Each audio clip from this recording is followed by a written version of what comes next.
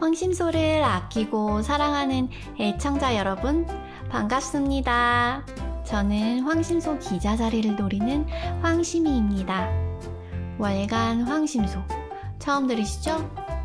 네, 아직 안 만들어졌거든요. 근데 제가 곧 만들려고요. 그래서 인터뷰하러 나왔어요.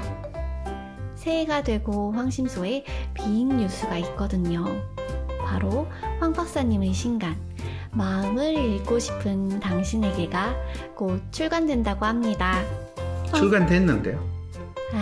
이제 막 출간된 거잖아요. 자, 황심소 애청자 여러분, 월간 황심소의 첫 인터뷰 지금 시작합니다. 황상민 박사님, 안녕하세요. 네, 안녕하세요. 인터뷰 응해주셔서 감사합니다. 네. 2022년 새해 벽두에 박사님께서 저희에게 따끈따끈한 신간을 선물로 보내주셨는데요. 네. 일단 제목부터가 심상치 않아요. 마음을 읽고 싶은 당신에게. 그렇죠. 마음을 읽고 싶은 당신에게. 보통 마음을 하면 그 다음엔 마음을 다잡다, 마음을 품다, 비우다, 다스리다, 들이다, 뭐 이런 동사들이 따라 붙잖아요. 그렇죠, 그렇죠. 근데 그러니까 마음이 있다는 건 나도 알고 너도 알고 다 아는데, 그런데 도대체 이 마음이라는 것이 알다가도 모르겠고 마음이 널뛰기 시작하면 어떻게 해야 될지 몰라서 끙끙대면서도 또 이게 남들에게는 괜찮아 보이려고 애쓰는 그런 모습이 딱 절로 연상되거든요. 그런데 그런 마음을 읽는다? 제가 마음을 먹는다까지는 많이 들어봤어도 마음을 읽는다는 건 좀 생소해요. 이것을 있는 그대로 한 사람의 마음을 들여다본다, 이렇게 이해해도 될까요? 마음을 읽는다를 있는 그대로의 한 사람의 마음을 들여다본다로 이해하시는 분들이 많아요, 사실. 근데 마음을 본다고 보이나요? 마음은 우리가 만질 수도 없고 볼 수도 없는데 사람은 마음을 있는 그대로 본대요. 아니, 마음이 있는지도 없는지도 모르는데 무슨 마음을 있는 그대로 봐요? 사람들이 우리가 마음이 뭔데, 우리가 가지고 있는 마음에 대한 생각, 그거를 정확히 정리하는 것이 필요하겠다라는 생각을 했어요. 보통 마음을 하면 마음을 하나의 대상으로 보는 거잖아요. 근데 사람들은 자기 몸을 하나의 대상으로 보는 거는 너무나 익숙해요. 거울로 자기 몸을 볼 수 있으니까. 그런데 마치 몸을 거울에 비춰가지고 보듯이 마음도 그렇게 볼 수 있습니까? 라고 한다면, 사실 자기 마음을 읽을 수만 있다면 그거는 마치 거울을 비춰가지고 몸을 보듯이 마음을 볼 수 있다라고 이야기를 하는 거죠. 그러면 아니, 마음을 어떻게 읽어요? 읽는다라고 하면 책을 읽는다를 생각을 하는 거죠. 마음을 읽는다라는 거는 마치 우리가 책을 읽으면서 이 책에는 어떤 내용이 있구나 라는 걸 알게 되잖아요. 그 말처럼 내 마음이 어떤 내용인가를 여러분들이 알게 된다면 그거는 마음을 읽는다라고 이야기하는 그 말이라는 거죠. 새해가 됐으니까 내가 1살 먹었다 라는 표현을 쓰죠. 그 비슷한 표현이 내 마음을 다잡는다, 내 마음을 먹다. 보통 우리가 마음을 먹다라고 하면 어떤 결심을 한다는 거죠. 그럴 때 그 결심은 내가 무엇을 하겠다, 어떤 행동을 하겠다, 어떤 생각을 가진다, 이런 뜻이거든. 그래서 마음이라는 것은 내가 무엇에 대해서 가지고 있는 믿음, 생각이 바로 마음이라는 걸로 우리가 보통 표현을 한다는 거죠. 그래서 마음을 다잡다, 마음을 품는다라는 것은 어떤 생각이나 믿음을 가진다라는 뜻이고, 또 마음을 비운다라는 것은 무엇에 대한 생각이나 믿음을 버린다는 거예요. 더 이상 그거에 대해서 생각하지 않고 심지어는 기억도 하지 않는다라고 이야기할 때 우리가 마음을 비운다라고 하죠. 마음을 다스린다라는 거는 사실 그것이 단순히 생각의 수준이 아니라 여러 가지 감정적인 측면에서 이 정서적인 측면, 해서 우리가 감정이 요동친다. 그리고 거기에 따라서 내 생각이 왔다 갔다 한다. 이럴 때 이제 내 마음을 그냥 평온한 호수의 물결과 같이 그렇게 하는 걸 우리는 마음을 다스린다. 또는 내 마음을 수련한다면 내 그 생각을 분명하게 하고 생각을 보통 아주 명확하게 하는 것을 마음을 다스린다, 수련한다 이렇게 표현한 거죠. 내 마음을 드린다라는 것은 내 생각이나 믿음을 상대방에게 마치 선물하듯이 당신에 대해서 헌신하는 사랑하는 저 마음을 드리겠습니다 하면 내 시간과 에너지와 내가 생각하고 믿고 있는 모든 것이 바로 당신을 위해서 그러는 겁니다 라는 것을 내 마음을 드린다 이렇게 되는 거죠.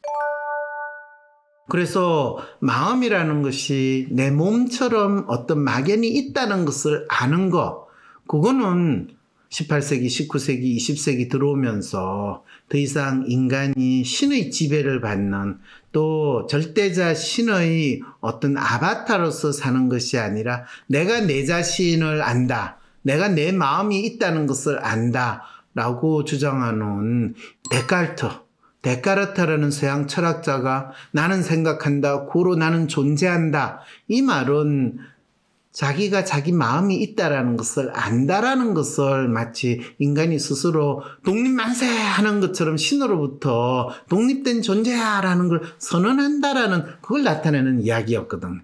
내 몸과 마찬가지로 내 마음이 있다는 건 아는데 우리 이런 이야기 하잖아요. 내 몸이 아니야. 내 몸이 코로나 바이러스에 지금 휘둘리고 있어. 아니면 내 몸이 약기운 때문에 꼼짝을 못하고 있어. 이러면 내 몸이 있으나 그 몸의 주인은 내가 아니라 약이라든지 바이러스라든지 세균이 됐다는 거죠. 이와 똑같은 상황이 내가 스스로 생각하고 또 내가 믿고 있는 거에 따라서 살아간다면 내 마음의 주인은 내가 되는데 때때로는 내가 무슨 생각을 하는지 무슨 마음으로 사는지 알 수 없고 때때로는 슬펐다가 때때로는 기뻤다가 또 내가 왜 기뻐하는지 왜 슬퍼하는지 모를 때 아무 생각 없이 산다. 이럴 때 우리는 아무 마음이 없다. 또 그걸 멋있게 표현하기 위해서 마음을 비웠다 이렇게 이야기하는 거죠.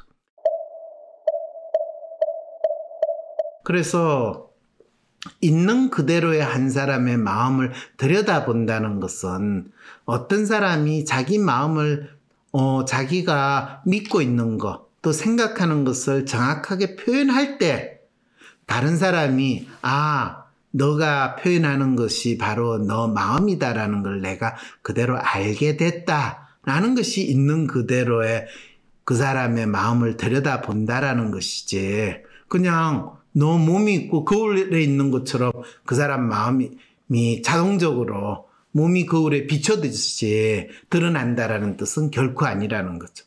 그래서 어떤 사람의 마음을 있는 그대로를 보기 위해서는 바로 당사자 그 사람이 자기 마음을 명확하게 표현할 수 있고 자기가 가지고 있는 생각이나 믿음을 드러낼 수 있을 때 있는 그대로 그 사람의 마음을 들여다볼 수 있는 거지. 네가 내 마음을 읽어봐. 네가 내 마음을 파악해봐. 라고 할 때는 있는 그대로의 그 사람의 마음을 결코 들여다볼 수 없다라는 것도 알 필요가 있는 거죠. 그 마음이라는 건 그 사람이 가지고 있는 믿음, 이것이라는 거죠? 그렇죠. 그 믿음은 막연히 미션입니다 하는 그 믿음이 아니라 이번 대통령 선거에 내가 관심이 있으면 그 대통령 선거에 나오는 후보에 대해 각각에 대해서 가지고 있는 믿음, 그것이 내 마음이 되는 거고, 내가 돈 버는 데 관심이 있으면 돈에 대해서 내가 가지고 있는 믿음이 바로 내 마음이 되는 거고, 내가 부동산에 관심이 있으면 부동산에 대한 내 믿음이 내 관심이 있는 거고, 내가 연애에 대해서 마음이 있느냐 없느냐, 어떤 마음을 가지냐는 것은 내가 연애라는 것을 어떤 믿음으로 가지고 생각하고 있느냐, 또 내가 좋아하는 그 사람에 대해서 어떤 믿음을 가지고 있느냐, 그것이 바로 나의 마음이 되는 거죠.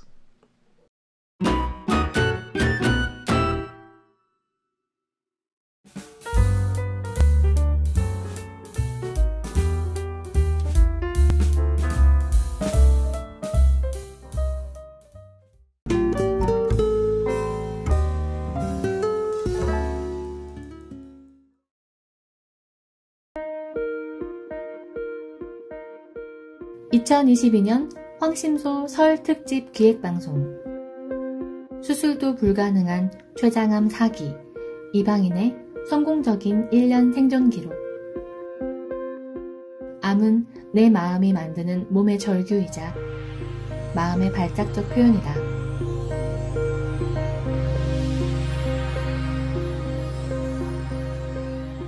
당신은 지금 무엇을 위해 왜 살고 있나요?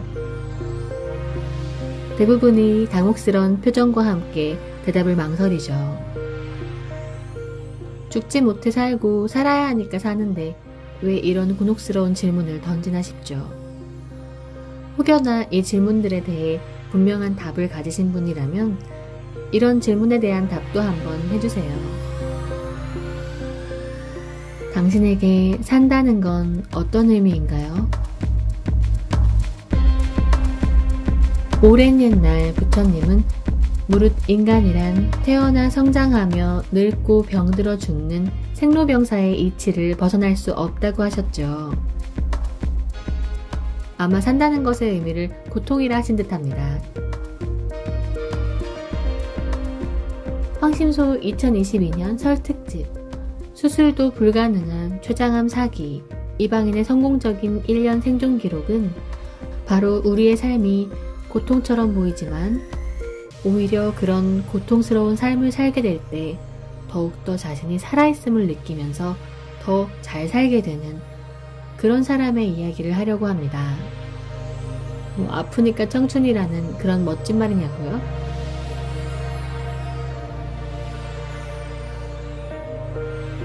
작년 설 이방인은 수술도 불가능한 췌장암 사기 진단을 가톨릭 병원에서 받습니다. 암 부위에 대한 설명은 조금씩 달랐지만 아산병원, 서울대병원, 종양전문의로부터도 수술도 힘든 원발불명 말기에 해당하는 복막암이라는 진단을 받게 됩니다. 더욱이 1년 안에 죽을 수 있다는 이야기까지 들었답니다. 수술도 불가능한 그녀의 암 진단 과정, 그리고 암 치료를 과감하게 거부하는 그녀의 암 투병기는 마치 27년간 아르헨티나에서 이방인으로 살았던 그녀의 삶이 다시 재현되는 듯 했습니다. 아니, 머나먼 남미의 아르헨티나에서 다시 대한민국으로 돌아와 산 3년 동안 그녀의 삶은 다시 이방인의 삶을 재현하는 것 같았습니다. 그녀의 암 투병기가 어떠했기에 아르헨티나에서 보낸 27년의 삶뿐만 아니라 다시 조국으로 돌아와 살게 된 3년의 삶에서도 이방인의 모습이 드러났다는 것일까요? 암이 어떻게 그녀의 삶을 보여주는 뚜렷한 몸의 메시지가 되었는지 금옥님과 황상민 박사님과의 상담을 통해 살펴보도록 하죠. 30년 전 이방인, 그녀의 이름은 박금옥. 당시 27의 매력적인 여성이었던 그녀는 대학을 졸업한 후 막연히 독립적으로 살고 싶다고 생각했죠. 그녀는 무엇인가 아쉽고 부족한 자신을 완벽히 만들 방법은 없을까 고민했어요. 그러다 운명처럼 자신의 아쉬운 학벌을 멋지게 채워줄 똑똑한 남자를 만났어요. 번개처럼 그와 결혼을 약속했고 결혼식을 올렸지요. 부모의 반대가 클수록 남자에 대한 그녀의 사랑도 깊었지요. 하지만 결혼 후 바로 그녀는 무엇인가 잘못되었다는 느낌이 들었습니다. 하지만 정확히 자신이 원하는 것이 무엇인지 몰랐기에 그녀는 한국이라는 뻔한 나라에서 벗어나기만 하면 이 불편한 무엇으로부터 벗어날 수 있을 거라 기대했어요. 바로 새로운 땅에서 새롭게 시작한 삶, 이민을 결정했어요. 1990년에 떠나는 아르헨티나 이민. 그녀는 자신의 운명을 개척하는 탐험가 마냥 망설임 없이 저 먼 남미, 그 중에서도 아르헨티나로 떠났습니다. 그로부터 딱 27년이 지난 2018년 봄. 어느새 50대 중년이 된 그녀는 황심소를 찾아와 27년의 이민 생활, 그리고 결혼과 이혼 등의 자신의 삶의 아픔에 대해 털어놓기 시작했습니다. 자신을 이방인이라 불러달라면서 말이죠. 그녀는 말도 통하지 않던 낯선 곳에서 먹고 살기 위해 장사를 시작했습니다. 처음 소매상으로, 그리고 얼마 지나지 않아 도매업에 발을 들였고 직접 옷을 만들어 팔기 시작했답니다. 산같이 쌓인 재고를 처리하기 위해 무법천지와 같은 노천에서 노점도 열었어요. 그 사이 그녀에겐 아이도 생겨 식구도 늘었습니다. 낯선 땅 위의 이민자. 한 남자의 아내이자 엄마까지 책임감이 하나 둘 더해지자 그녀는 생존을 위해 무슨 짓이든 해야 한다는 일념 하나로 더욱더 열심히 일했습니다. 그리고 마침내 멋진 소설의 결말처럼 그녀가 만든 옷은 그녀에게 많은 돈과 넓은 집을 가져다 주었습니다. 돈과 시간과 여유가 생기자 그녀의 강렬한 생존 욕구도 서서히 사그라져 가기 시작했답니다. 성공해야만 한다는, 살아내야만 한다는 이유가 없어진 탓이었을까요? 엎친 데 덮친다는 말처럼 박식하고 자상했던 남편은 무엇이 문제인지 그녀에게 구박과 잔소리만 늘어놓는 존재로 변해 있었습니다. 거기다 남편도 싫은 마당인데 한국에 계시던 시부모님까지 아르헨티나로 오셨답니다. 그녀가 만든 눈부신 결과물을 두고 이것이야말로 자신의 아들이 일궈낸 대단한 성취라며 잔뜩 으스댔습니다.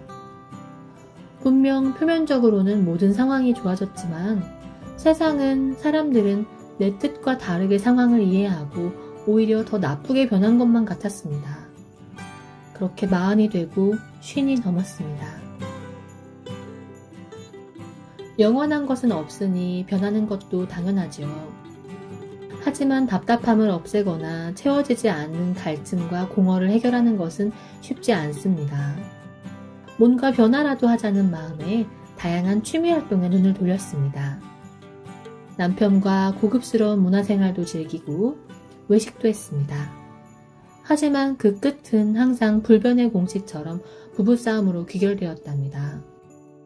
돈도 벌고 사업에도 성공하였는데 남는 것은 없는 것 같은 이 마음. 매일 밤 천사처럼 잠든 아이들의 얼굴을 들여다보며 참고 살아야 한다고 스스로를 다독이고 또 다독였습니다. 한동안 조용한 은퇴자로 지냈던 그녀는 다시 한번 사업에 뛰어들었습니다.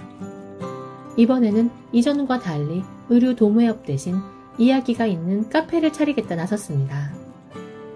남들이 보기엔 꽤 괜찮은 혹은 잘 지내는 것처럼 보였을 시간이 또 한동안 흘러갔습니다. 그런데 그녀의 속 깊은 곳에서는 더 이상 버틸 재간이 없다는 생각이 집채 같은 파도처럼 만들어지고 있었습니다.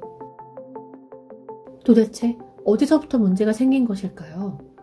이 파도의 의미는 무엇일까요? 결국 그녀는 그 무엇도 하지 않고 자신만의 동굴에 들어가 사는 남편과 관계를 정리했고 금지오겹 키우던 새 아이들도 아르헨티나에 남겨둔 채 홀로 한국 땅으로 돌아왔습니다. 어디서 무엇이 잘못된 것이었을까요? 27년이 흐르는 동안 계속 듣기 거부했던 그녀의 삶의 경보신호는 무엇이었을까요? 2018년 한국으로 돌아와 그녀는 황상민 박사님과 마주 앉았습니다. 그리곤 기억하기 싫은 아주 오래된 이야기를 하나 둘 꺼내 보였습니다. 잊고 있던 저 깊은 우물에서 물을 퍼올리는 심정으로 말입니다. 한국에서 새로운 삶을 시작하고 싶었던 그녀에게 황 박사의 상담은 예전처럼 다시 생존을 위한 치열한 삶을 시작하라는 메시지를 주었습니다. 그것은 바로 그녀의 재능을 10분 발휘할 수 있는 사업, 아니 장사를 더 치열하게 다시 돌아온 조국에서 하는 것입니다. 하지만 그녀는 더 이상 그런 삶의 고통을 안고 살고 싶지 않았습니다. 그동안 거리를 헤매는 장사꾼처럼 살아왔다면 이제는 그녀만의 멋진 인생을 시작하고 싶었습니다. 그것은 바로 옷장사와 같은 사업 대신 박사님처럼 멋진 상담사가 되는 것이었습니다. 한 채 앞도 내다볼 수 없는 것이 사람 인생이니 뭐 정해진 길만 가라는 법이 있나요? 때론 돌아갈 때도, 때론 다시 뒤로 가기도 하는 법이죠. 조국으로 돌아온 지 3년이 지난 후 상담사가 되기 위해 열심히 상담 공부를 하는 그녀에게 더욱 놀라운 일이 벌어졌습니다. 그것은 바로 그녀가 암 4기 환자로 진단을 받았다는 것입니다. 그래서 그녀는 자신의 아름다운 이름 석자 박금옥 앞에 췌장암 4기라는 무시무시한 호칭을 달고 다급하게 다시 황 박사에게 상담을 신청하게 됩니다.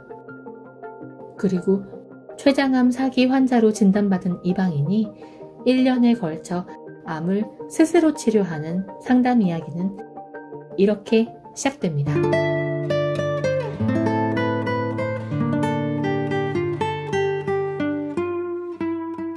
제1부 돌아온 이방인의 새로운 자기 정체성. 췌장암 4기 환자라고요?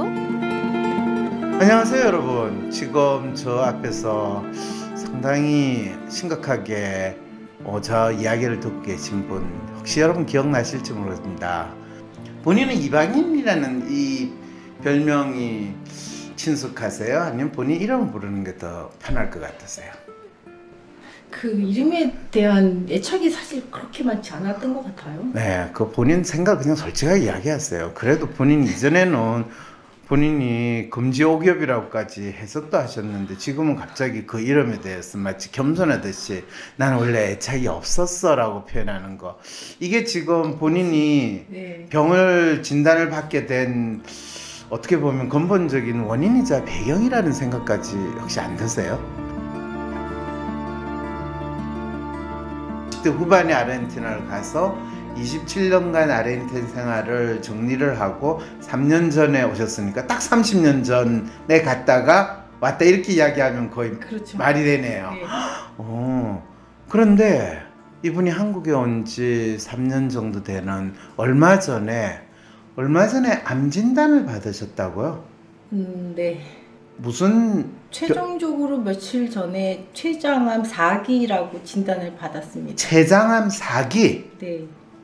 그러면 췌장암은 거의 뭐 진단을 받으면 대개 6개월 1년 내에 세상을 떠난다라는 이야기 혹시 들으셨나요? 요즘은 네. 항암약이 많이 좋아져서 네, 항암약이 좋아져서 예. 그래서 결코 포기하지 말고, 네. 그리고 현재 췌장암 너는 4기인데 음흠. 말기라고는 표현하지 않는다. 왜 옛날에는 뭐 4기 그런 말기로 취급을 했으나 요즘은 4기 그러면 말기는 항암 치료도 할 수 없을 만큼 기력이 쇠한 상태인데 너는 아직 기운이 있으니 결코 너는 포기하지 말고, 그렇기 때문에 4기라고 한다. 아, 그렇군요. 항암 치료를 받을 수 있는 기력이 있으니. 항암 치료는 결코 회복을 하는 것은 아니다. 연장만 시키는 것이다. 일단 시작을 하고. 그러면 췌장암이라고 진단받는 거는 췌장에 암세포가 있으니까 그 암세포를 도려내는 것이 암 치료는 아니라는 이야기인가요? 그게 좀 상당히 복잡했어요. 이 췌장암이라는 최종 진단을 받기까지가 복잡했는데. 근데 자기 몸이 뭔가 좀 이상하다. 그렇죠. 뭐 하다못해 CT라도 찍어봐야 되는 거 아닌가 이런 생각이 든 게 언제냐고. 그러니까 제가 느낀 것은 작년 한 10월 말쯤으로 기억을 하는데 10월 말. 어느 날 자려고 누웠는데 아랫배 복부 밑에가요. 아랫배 네. 쪽이 뭔가 딱딱한 게 느껴졌어요. 그러니까 만져지진 않았지만 딱딱한 게 느껴졌어요. 그 당시에 이제 윗몸 일으키기를 좀 열심히 할 때라 벌써 복근이 붙었나? 이런 생각을 하고 대수롭지 않게 여겼다가 네.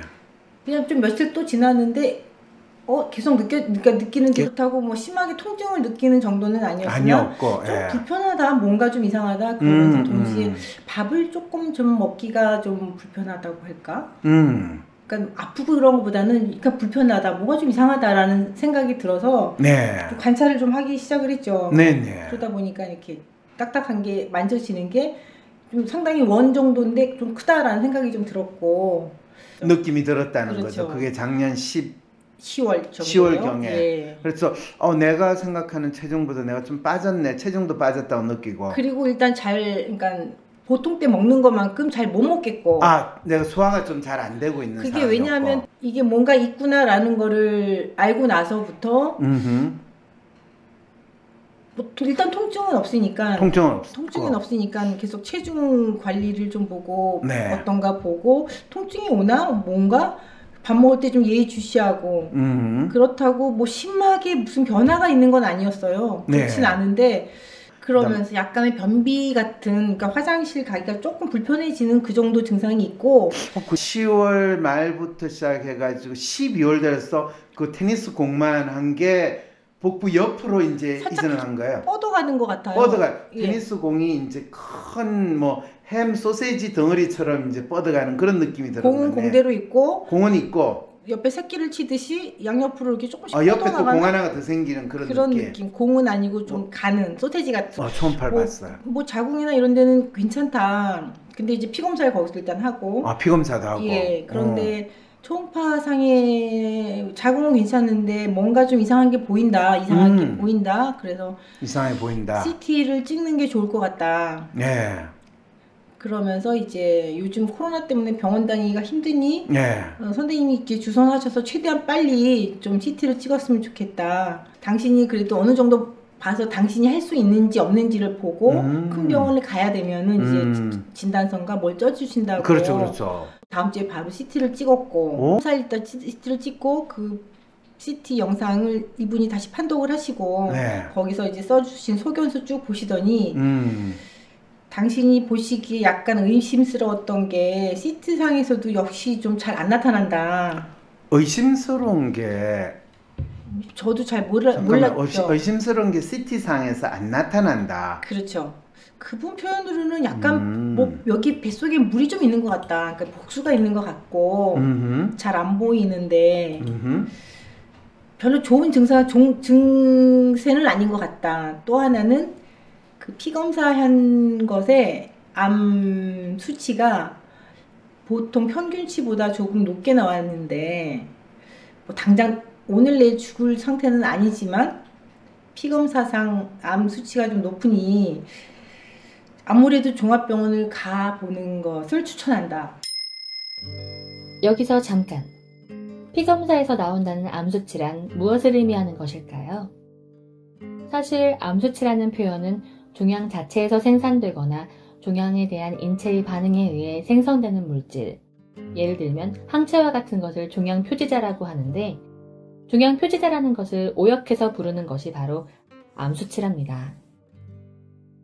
일반적인 경우 이 검사는 암이 의심될 만한 증상이 있는 환자에게 시행하는 것이 전제가 되어야 하고 이 검사를 특별한 증상이 없는 사람에게 시행해 높은 수치를 확인했다면 그 자체로 큰 의미를 두지 않는다고 합니다. 달리 말해 암이 의심되지 않는 사람에게 이 수치는 무용하며 괜한 공포심만 심어주는 역할을 한다는 것이죠. 대개 폐암, 간암, 대장암, 전립선암, 유방암 등 6대 암에 대해 시행합니다. 금옥님의 경우 산부인과 의사는 아마 금옥님 뱃속에 정확히 보이지는 않으나 존재하는 혹의 존재를 확인하는 차원에서 이 검사를 실시한 것으로 보입니다. 암 사기는 상상도 못했던 거고. 암이라고 하기에는 뭐 암이라고 이야기하지만 뭐 암 1기 하지 않으면 0.5기겠지 그 정도 생각을 하셨군요. 그래서 어느 과를 가면 좋겠습니까? 종합병원을? 그랬더니 외과를 가라고 그러시더라고요. 외과? 외과를 가야지 뭐 이렇게 전반적으로 볼 수 있다. 내과가 아니고 외과를 가라고 그러시네? 그래서 뭐 또 의사가 그러니까 그럼 외과를 가자. 네. 어디를 갈까 하다가 그냥 제 가기 편한 이제 강남 성모병원을 이제 예약을 그렇죠. 했어요. 그렇죠. 네, 외과 선생님 만났어요. 예. 그러면 CT 결과도 다 가져갔겠네요. 그렇죠. 예. 그랬어요. CT 결과를 보시더니 똑같은 말씀을 또 하세요. 잘 안 보이는데 그 외부에서 한 거를 다시 하라고 검사를 다시 하라고는 보통 말을 안 하지만 잘 안 보이니까. 잘 안 보이니까 CT를 다시 한번 더 찍자. 그렇죠. 그래서 뭐 의사가 하라니까 해야 해야죠. 되는 줄 알고. 그렇죠. 그리고 전에 그래도 한 번 병원을 가 보니까 이게 눈치가 좀 생겨서 아, 병원은 공복에 가야 되겠다. 왜냐하면 혹시 검사를 또 뭐 할지 모르니까. 그래서 그냥 갔어요, 공복에. 그랬더니 검사를 또 해라, CT를 또 찍어라. 그런데 CT 예약을 하려니 1월 말이나 된다고 하는 거예요.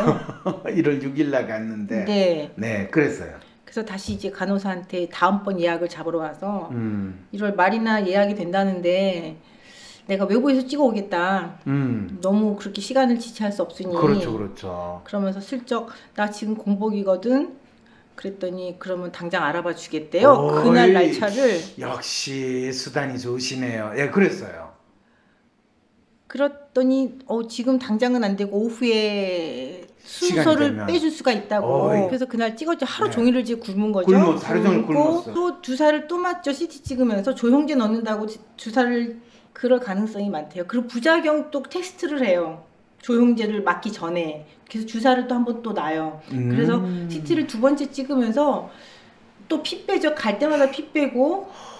근데 이거는- CT를 지금 거의 한 달 사이에 2번을 찍는 거는 그건 한 달 사이가 아니죠. 22일 날 처음 찍고 1월 6일 날 찍었으니까 그 한 달 사이지 일주 사이는 일주, 아니잖아요. 열흘. 그러니까 치라스해졌어요 지금. 제가 좀 말기 암 환자라고 하니까 말기 암 환자라고 했으니 그래가지고 뭐 중증 암 환자 지금 보험 혜택까지 받게 됐다면서요? 그러니까 그렇죠. 축하드려요. 박사님 너무하세요 진짜. 진단 자체를 안 받는 게 좋긴 한데 뭐 지금 한 달 사이에 CT 2번을 찍는 건 아니요 또 찍었어요. 그리고 얘기를 들어보세요. 미안해요. 죄송합니다. 어쨌든 지금 한 달에 3번 CT를 또 찍고 네. 그래서 CT 찍고 나서 내시경 또 하고 내시경 되고 위 내시경 뭐 장 내시경 위 대장 그 소장도 살짝 보고 막 내시경 하다가 어떤 말고 내시경 하죠? 마지막에 짜증내고 나가더라고요 의사가. 왜요? 안 보인대요? 왜 안 보인다고. 종양은 하나 뗐다는 얘기는 이제 하더라고요. 아 종양은 뗀 그 이제 대장 위 내시경 끝나고 대장 내시경 끝나고 소장을 들어가는 것 같은데 네. 뭐야 왜 안 보여? 그랬더니 네가 마무리해. 딱 그러더니 의사가 확 나가더라고요. 그러니까 이분은 다른 과 의사인데 그래서 야 이거 수면 내시경을 하면 이런 걸 아무 실상을 모르는 거 아니야? 이제 그러고 좀 놀라긴 했어요. 수술실에서 동료 의사들에게 듣는 가장 큰 찬사는 가완디, 자넨 정말 기계 같아. 라는 말이다. 여기서 기계라는 말은 그냥 하는 말이 아니다. 특정 상황 하에서 인간은 정말 기계처럼 행동할 수 있다. 아툴 가완디의 책 나는 고백한다. 현대의학을. 그렇다면 금옥님이 만난 의사는 기계처럼 내시경을 진행한 것일까요? 아니면 인간적으로 내시경을 진행한 것일까요? 의사의 일은 정말 어떤 일이며 환자인 우리는 어떤 시선으로 의사의 활동을 바라보고 있을까요? 여기까지 질문을 던지고 다시 금옥님의 몸속에 분명히 존재하지만 무엇인지 확인이 안 되는 그것을 찾겠다는 외과 의사 선생님의 입장을 들어보겠습니다. 그랬더니 복강경으로 보시겠다는 거예요. 그래서 그런 게 있구나. 워낙 제가 병원을 근데 복강경으로 하니까. 직접 보더라도 어쨌든 잘라가지고 그 카메라 집어넣고 보겠다는 이야기잖아요. 그렇죠. 근데 내시경을 보는 거는 장 안을 보는 거고 그렇죠. 이 직접 보겠다는 거는 배를 잘라가지고 거기에서 카메라를 주면 장 밖을 보겠다는 그렇죠. 거거든요. 그러니까 지금 문제는 위나 장 안의 종양은 안 보이고 그렇죠. 그리고 떼냈다는 그 용종은 뭐 그거는 이제 선종인데 선종이죠. 그렇죠. 근데 그 CT에서 네. 나온 게 잘 안 보이긴 하지만 가능성을 얘기해 주셨어요. 처음에. 어떤 가능성? 그 CT 나온 게 네가 지금 장을 덮고 있는 무슨 그물 같은 게 있는데 네. 그거를 대망이라고 한대요. 네. 그 대망에 지금 복대가 진짜 아니기 때문에 이게 대망이라고. 그 대망이라는 부위에 뭐 많이 있다는 거예요. 종양이. 종양이 그렇죠. 지금 네. 이 테니스 공만한 것도 있고 지금 그렇죠. 소세지가 자루 같은 것도 있고 이게 종양이 많이 있는 거예요. 그렇죠. 자, 의사 선생님은 뭐라고 이야기해요? 근데 이게 갑자기 너무 좀 커지는 느낌이 저도 들었거든요. 가운데 있다가 옆으로 조금 소세지처럼 커지는데 이게 갑자기 어느 순간 이 거의 옆구리까지 막 가는 느낌이 드는 거예요. 네. 그래서 옆구리까지 가서 얘가 자꾸 태아가 발을 이렇게 차듯이 발로 차듯이 그 옛날에 임신했을 때 오. 그렇듯이 자꾸 옆구리를 차는 듯한 그런 느낌이 자꾸 드는 거예요. 그러니까 간사해요. 빨리 하자. 네, 근데 그랬어요. 이제 그래서 가능성이 대망의 종양이 있는데 이게 도대체 무엇인지 밝혀야 된다. 그것이 하나. 네. 그래서 여기에 혹시라도 암일 수도 있고 네. 또 하나는 저 밑에 임파암의 가능성이 있다. 아, 임파암 가능성. 네, 임파암의 가능성이 있고. 네. 근데 그래서 CT 찍은 거에서는 잘안 뚜렷하게 보인다. 안 보인다. 네. 그럼 어떻게 가능성만 그래서 이야기하는 거죠. 이제 복강경. 그러니까 복강경을 해야 되겠다. 아, 그랬어요. 입원을 해서 복강경을 한다고 하시더라고요. 그것도 하루 전날 와서 입원을 하고 그래서 그거 바로 하는 거 아닌가? 근데 어쨌든 그 사이에 혹시 모르니 펫 CT를 찍어라. 그래서 그 사실 그 전에 어떤가 펫스캔을 해보자라는 그렇죠. 말이네요. 그거를 한번 검색을 했더니 방사선에 많이 노출된다, 위험한 거다 이런 이야기는 있는데 아니 그 CT나 펫스캔이나 뭐 암이라는 확실한 지금 없어요 아직까지. 그런데 그런데 안 보이니 복강경을 하자. 복강경을 하자. 복강경을 하기 위해서는 또 다른 검사가 필요하니까 그걸 일주일 잡고 뭐 엑스레이하고 그다음에 뭐죠 심전도 찍고 왜냐면 마취를 하니까 마취하기 위해서 심전도 하고 엑스레이 찍고 그리고 그 사이에 이제 펫스캔도 같이 해라. 그다음에 코로나 검사도 해야 되고 뭐 복잡하게 있는 거예요. 그래서 근데 저는 좀 솔직히 좀 불안한 마음이 좀 있었어요. 뭔지 좀 궁금한 거죠. 뭐야 얘가 도대체. 그러니까 의사가 검사하라니까 뭐 되게 한전 의사 검사하면 검사인 줄 알고. 그렇죠. 그렇죠? 예. 네, 그랬어요. 화요일에 수술을 하는데 일요일에 입원을 하래요. 그래서 아니 무슨 복강경 하는데 이틀 전에 입원을 합니까? 그 비싼 네. 병원비를 내고. 그러게요. 그러면은 먹는 음식을 좀 조절하고 월요일에 입원을 하십시오. 그래서 입원을 하고 그 다음날 복강경을 한다고 하시더라고요. 그래서 수술 시간은 얼마나 걸리느냐 그랬더니 네 경우는 복강경으로 들어가서 혹시 뭐가 보이면 바로 절제를 할지도 모른다. 뭔가가 그렇죠. 있으면 뭔가 있으면 없으면은 최대한 그 검사할 수 있는 조직을 많이 확보를 하겠다. 그래서 조직 검사를 해보겠다. 네. 결과적으로 수술 시작하는 시간은 있으나 언제 수술이 끝날지는 모르겠다. 왜냐면 제가 보호자 없이 그냥 혼자 입원을 하는 거라. 그렇죠, 그렇죠. 예, 그러니까 그렇게 알고 있어라. 네, 그래서 퇴원하는 날짜도 그럼 알 수 없겠네요. 그랬더니 그렇다. 이제 누구한텐가는 연락을 해줘야지 그렇죠. 될 거 아니에요. 네. 얘기는. 그래서 이제 그렇죠 하니까 할 수 없이 동생한테 내가 입원을 한다. 그리고 이제 마침 친한 친구가 이제 외국에 오래 살다 온 친구가 있어서 네. 나 여차여차 입원을 한다. 네. 조직 검사 하는 거니까 걱정 말아라. 그리고 이제 입원을 했더니 네.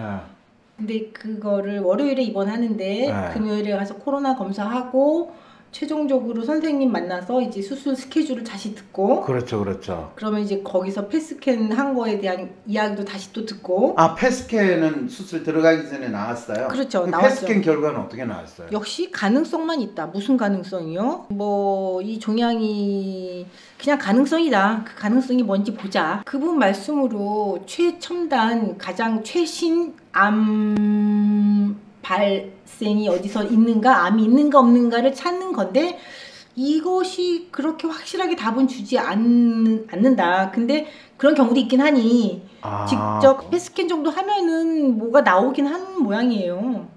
글쎄요, 뭐 나오겠죠. 저는 사실 거기서 안 나왔다고 하는데 아니 그러니까 그 의사 선생님도 상당히 당혹스러웠을 거예요. CT보다 더 나은 정보를 펫스캔이 줄 거라는 기대에서 했는데 네. 아무 차이도 없으니까 혹시 환자가 선생님 이건 왜 하셨어요? 그러면 본인이 그러게요. 이밖에 못하면 의사 선생님 입장에서 상당히 체면이 떨어지는 일이잖아요. 사실은 저는 펫스캔을 안 하려고 그냥 복강경을 하겠습니다 한 건데 그러게.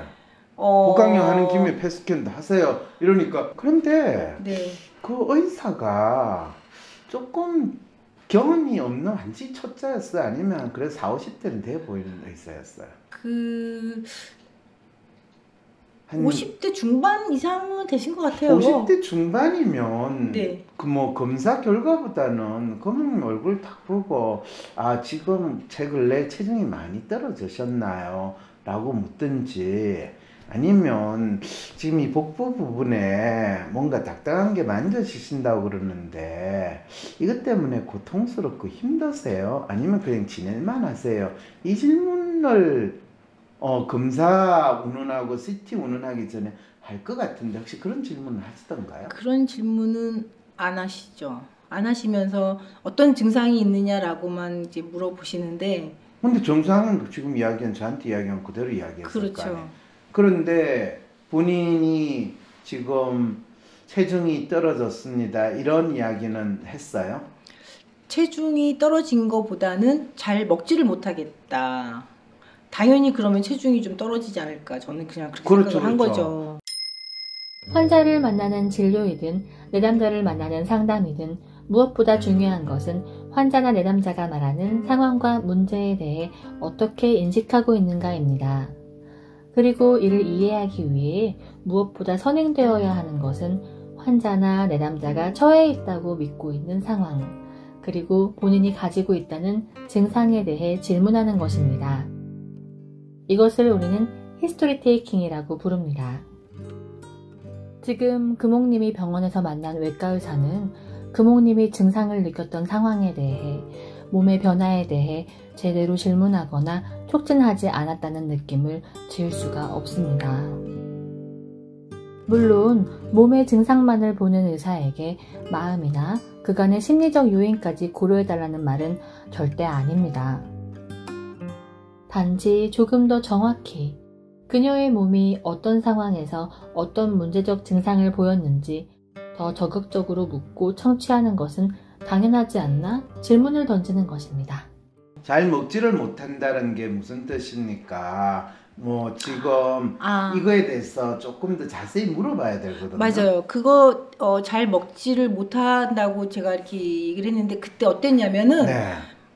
밥을 먹으면은 갑자기 여기서 이렇게 꽉 막히는 느낌이 들었어요. 그러니까 이렇게 내려가다 말고 이 배꼽 위에서 막히는 느낌.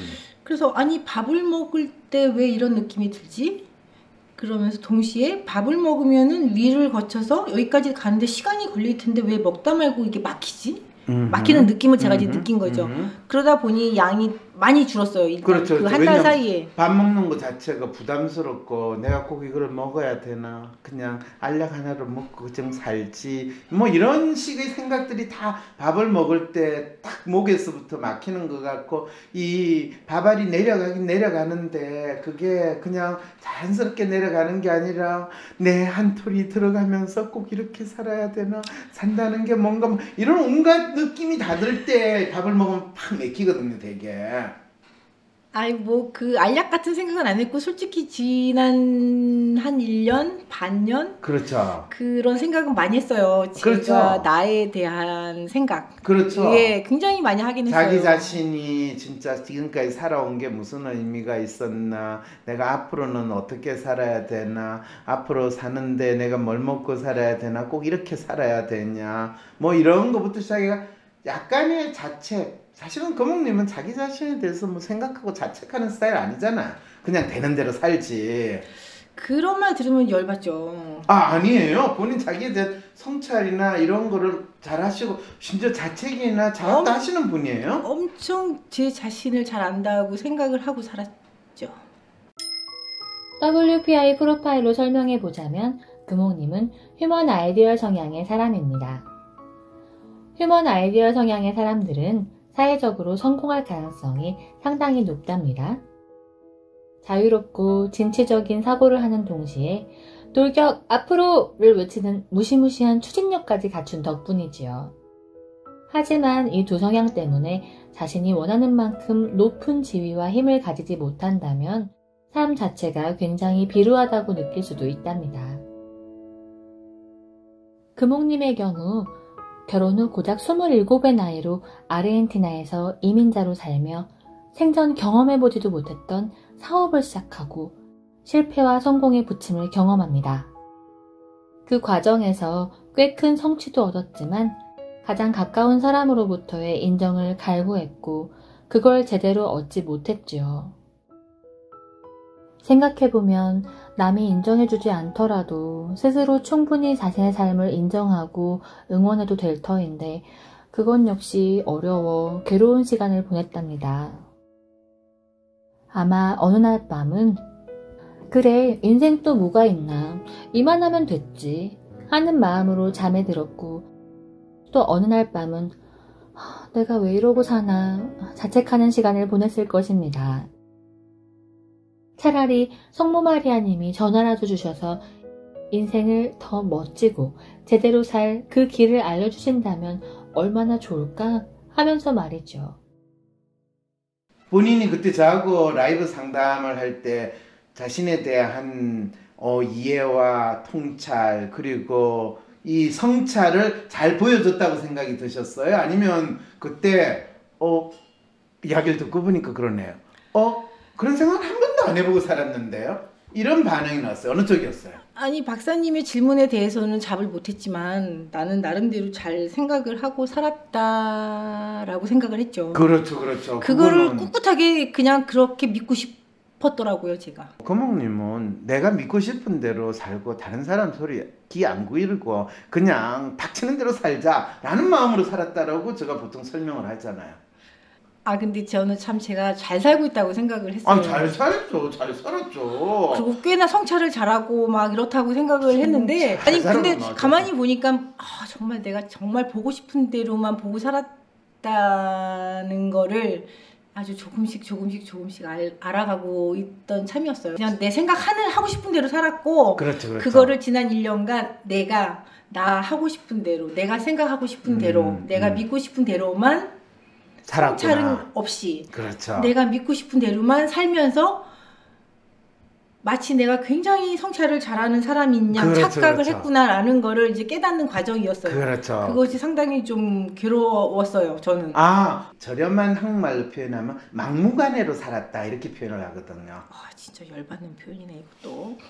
열받았어요. 그게 상당히 갑자기 가슴에 딱 감동으로 다가오지 않으세요? 아니 그거를 알고 있는데 그렇게 팩폭을 하시듯이 말씀하시면 팩폭이 아니라 저는 정확한 의구사를 해야 되는 거 그리고 막무가내로 살았다 무작정 살았다 그렇게 해서 대개는 무대포 인생 이렇게 이제 딱 타이틀을 붙이게 되거든요. 제가 그렇게 살았다는 걸 제가 인정을 해야 되는 거잖아요. 그렇죠, 지금. 그러니까 괴롭죠. 세상암 사기 진단을 받은 사람한테 네 인생이 지난 30년은 니는 참 이 나름대로 성찰하고 잘 살았는데 한국에 돌아와가지고 그거에 대해서 지난 1년 사이에 갑자기 엄청난 큰 회의감과 내가 무작정 살았구나. 무대보다. 야, 가장 거의 혐오하는 인간형인데 그런 사람들. 적어도 지난 27년 아르헨티나에서 보낸 삶은 누구보다 멋진 아마존 여전사처럼 살아온 시간이었습니다. 물론 어떤 계획과 미래를 미리 엄청나게 그리며 산 것은 아니었죠. 순간순간 비가 오면 비가 오는 대로 눈이 오면 눈이 오는 대로 태풍이 몰아치면 그 태풍 아래 할 수 있는 모든 일들을 하며 생존하기 위해 노력했답니다. 그래서 그녀의 삶을 두고 누군가는 닥치는 대로 남의 말도 안 듣고 자기 고집대로 산 인생이라 말하고 또 누군가는 무대뽀 인생이라고 표현할 수도 있습니다. 하지만 그것이 잘했다, 못했다는 평가의 말이 아니라고 생각해보면 어떨까요? 단지 내가 살아낸 시간의 의미가 나의 활동이 그러했고 그러므로 인해 내가 무엇을 잘 해낼 수 있었고 무엇을 놓쳤는지 깨닫는다면 혹은 인정한다면 그것은 그 삶 자체로 무엇인가 계속 배우고 성장하고 있음을 이야기합니다. 당신의 삶이 무대뽀이든 막무가내이든 그것은 나쁜 것이 아닙니다. 그 단어 자체엔 어떤 긍정과 부정의 의미도 없다고 믿고 다시 생각해 봅시다. 여러분은 지금 이 순간 금옥님의 무대뽀 태도와 닥치는 대로 생존해온 지난 삶이 나쁜 것으로 모자란 것으로 느껴지시나요? 아님 금옥님이 홀로 그 시간 속 부족했던 자신만을 앞에 세워두고 자책하고 있는 것처럼 보이시나요? 비단 금옥님만의 이야기가 아닙니다. 우리는 왜 지금 이 순간 현재를 살면서 부족한 과거를 껴안고 아프다고 힘들다고 말하며 스스로를 괴롭히는데 힘을 쏟고 있을까요? 왜 이렇게 과거로부터의 고통, 통증에만 집중하고 있는 것일까요? 지금까지 대화를 통해 밝혀본 금옥님이 가진 체한 느낌의 심리적 배경이었습니다. 근데 이 이야기를 그 선생님하고 안 했어요? 물어보죠, 아무도. 의사 선생님 아무도 물어보지 않았기 때문에 그 이야기는 안 했고. 안 했죠. 근데 그래서 그냥 생각은 했어요. 이게 분명히 뭔가 연관이 있지 않을까? 이런 생각은 많이 들었어요. 그렇다고 또 하나는 이제 물론 암이란 진단을 받기 전이지만 네. 야, 이 몸이 분명히 나한테 뭔가 신호를 보내는 건데 이게 뭘까? 몸이 신호를 보내는 건데. 예, 몸이 나한테 몸은 말을 이미 뱃속에 이 테니스 공만한 거하고 소세지 2개 이렇게 지금 뱃속에 뭐 종양인지 뭔지 딱딱한 거로 만져지는 거로 지금 만들어 줬잖아요. 그 신호인데. 근데 도대체 뭐지? 그러니까 마음을 좀 알아달라는 건가? 뭐지 도대체? 아니죠. 그거는 몸이 네. 그런 신호를 보낸 거를 금옥님 마음이 그 몸의 신호를 해석을 해야 되는 상황이 벌어진 건데 갑자기 몸은 신경 쓰고 마음은 지금 나를 지금 무대포로 봤더니 그러면서 주원님 마음을 지금 구박을 잔뜩 하고 나서 갑자기 아니 뭔 소리예요 뭐- 지금? 그리고 본인 마음이 너 30년 넘게 무대포로 살아라 시킨 거 아니에요. 본인은 본인이 처해 있는 상황에서 이 잘 살기 위해서 자식 낳고 또 남편하고 잘 살기 위해서 무대포로 살은 거지. 본인 마음이 원래 무대포 출신이라서 너 무작정 막무가내로 살아라 그렇게 시킨 거 아니에요. 본인 마음이 얼마나 우아하고 또 섬세하고 또 아름답고 멋진 사람인데요. 본인의 마음은 원래 아르헨티나 가기 전부터 이 금옥님은 진짜 총기 있는 멋진 아가씨였어요.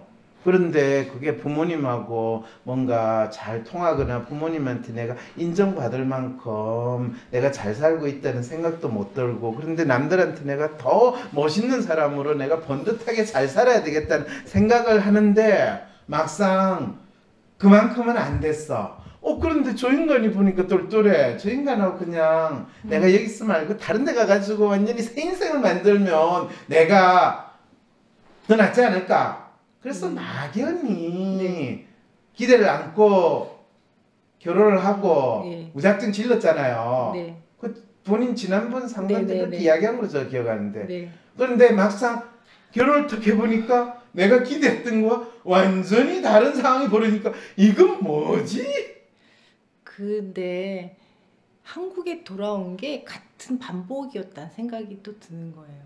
한국에 와서. 그러니까 막연히 이제 이방인의 삶을 청산하고 내 삶을 살아야 되겠다라는 생각까지 들었지만 네. 한국에 와서 또 막연히 뭔가 좀 번듯한 무언가를 찾아야 된다 빨리 그런 생각이 참 많이 있었다는 생각이 들어요. 근데 그거가 빨리 안 되고. 또 지금 상황은 그냥 별 변화가 없고 네. 그런 상황이 되니까 지난 1년 동안은 그 부분에 대해서 상당히 더 본인이 자책하고 자기 그렇죠. 자신에 대해서 어떻게 보면 연민의 감정 또는 본인이 평소에 보이지 않는 야, 순간의 선택이 이렇게 사람을 이렇게 막 그런 뭐 자책 같은 거죠. 야, 남편을 그때 좀 잘 골랐으면 내 인생이 달라졌을까? 뭐 이런 생각이 정말 많이 들었어요. 그렇죠. 그러다가 또 달라지죠. 확실히 달라졌을 또 거예요. 하나는 여전히 나는 내 문제를 남 탓을 하고 있구나. 돌이켜보니 참으로 짧은 한순간이었습니다. 지금까지 살아온 인생이 그러했고 금옥님이 의사의 입을 통해 당신은 암 4기 환자라는 이야기를 듣게 된 것도 말입니다. 보통 췌장암을 두고 가장 위험하고 생존율이 낮은 암이라고들 합니다. 그리고 4기라 진단받으면 대개 남겨진 시간이 1년도 되지 않는다고들 하고요. 여러분이 췌장암 4기라는 선고를 받았다면 어떤 기분이 드실 것 같으신가요? 분명 무섭고 두렵고 이거 정말로 진짜로 큰일이구나. 혹은 막막해서 어찌할 바를 모를 것 같기도 합니다. 이런 경우 대부분의 사람들은 의사를 붙잡고 이런 질문을 하게 된다고 합니다. 선생님, 제가 왜 암에 걸렸을까요? 그러면 대부분의 의사들은 이렇게 말한답니다. 암은 누구나 걸릴 수 있습니다. 그리고 스트레스는 만병의 근원입니다. 그렇게 암 앞에서 무너진 내 마음은, 겁먹은 내 마음은, 화가 나는 내 마음은 나의 기나긴 과거를 돌아보게 만듭니다. 내가 왜 암에 걸렸는지, 내가 받은 스트레스라는 것이 도대체 무엇인지 말입니다. 2022년 현재 우리는 여전히 현대 물리주의 의학으로는 치료가 어렵거나 치료법이 없는 병을 가진 수많은 사람들을 만납니다. 오늘 우리가 만난 금옥님 역시 이와 같은 사례입니다. 사회학자 아서 프랭크는 질병은 환자가 인생의 어느 시점에 와 있고 어디로 갈지 깨닫지 못하게 하는데 이를 다시 깨닫게 만드는 것이 이야기라고 했답니다. 그래서 이 이야기라는 것을 통해 우리는 금옥님 몸이 하는 말의 의미가 무엇인지 그녀가 오래 외면하고 있던 마음에서 그 답을 찾아보고자 합니다.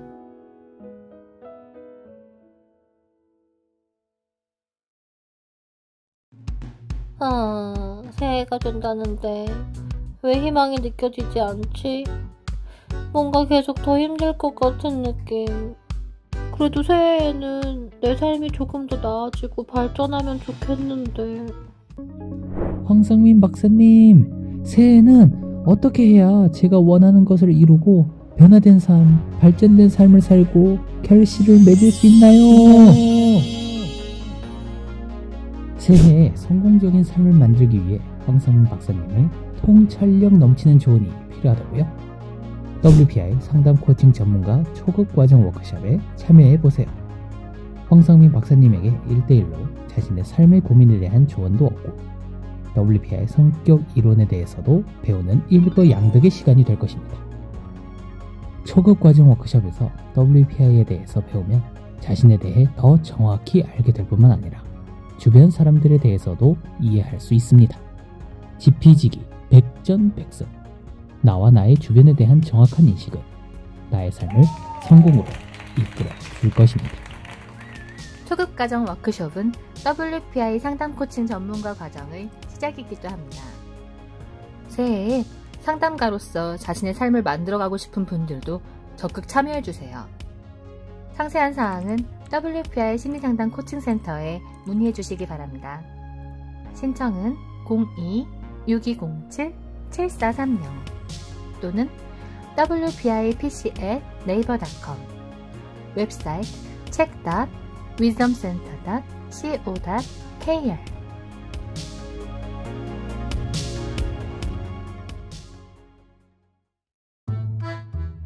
새해에는 좀 삶이 나아지려나?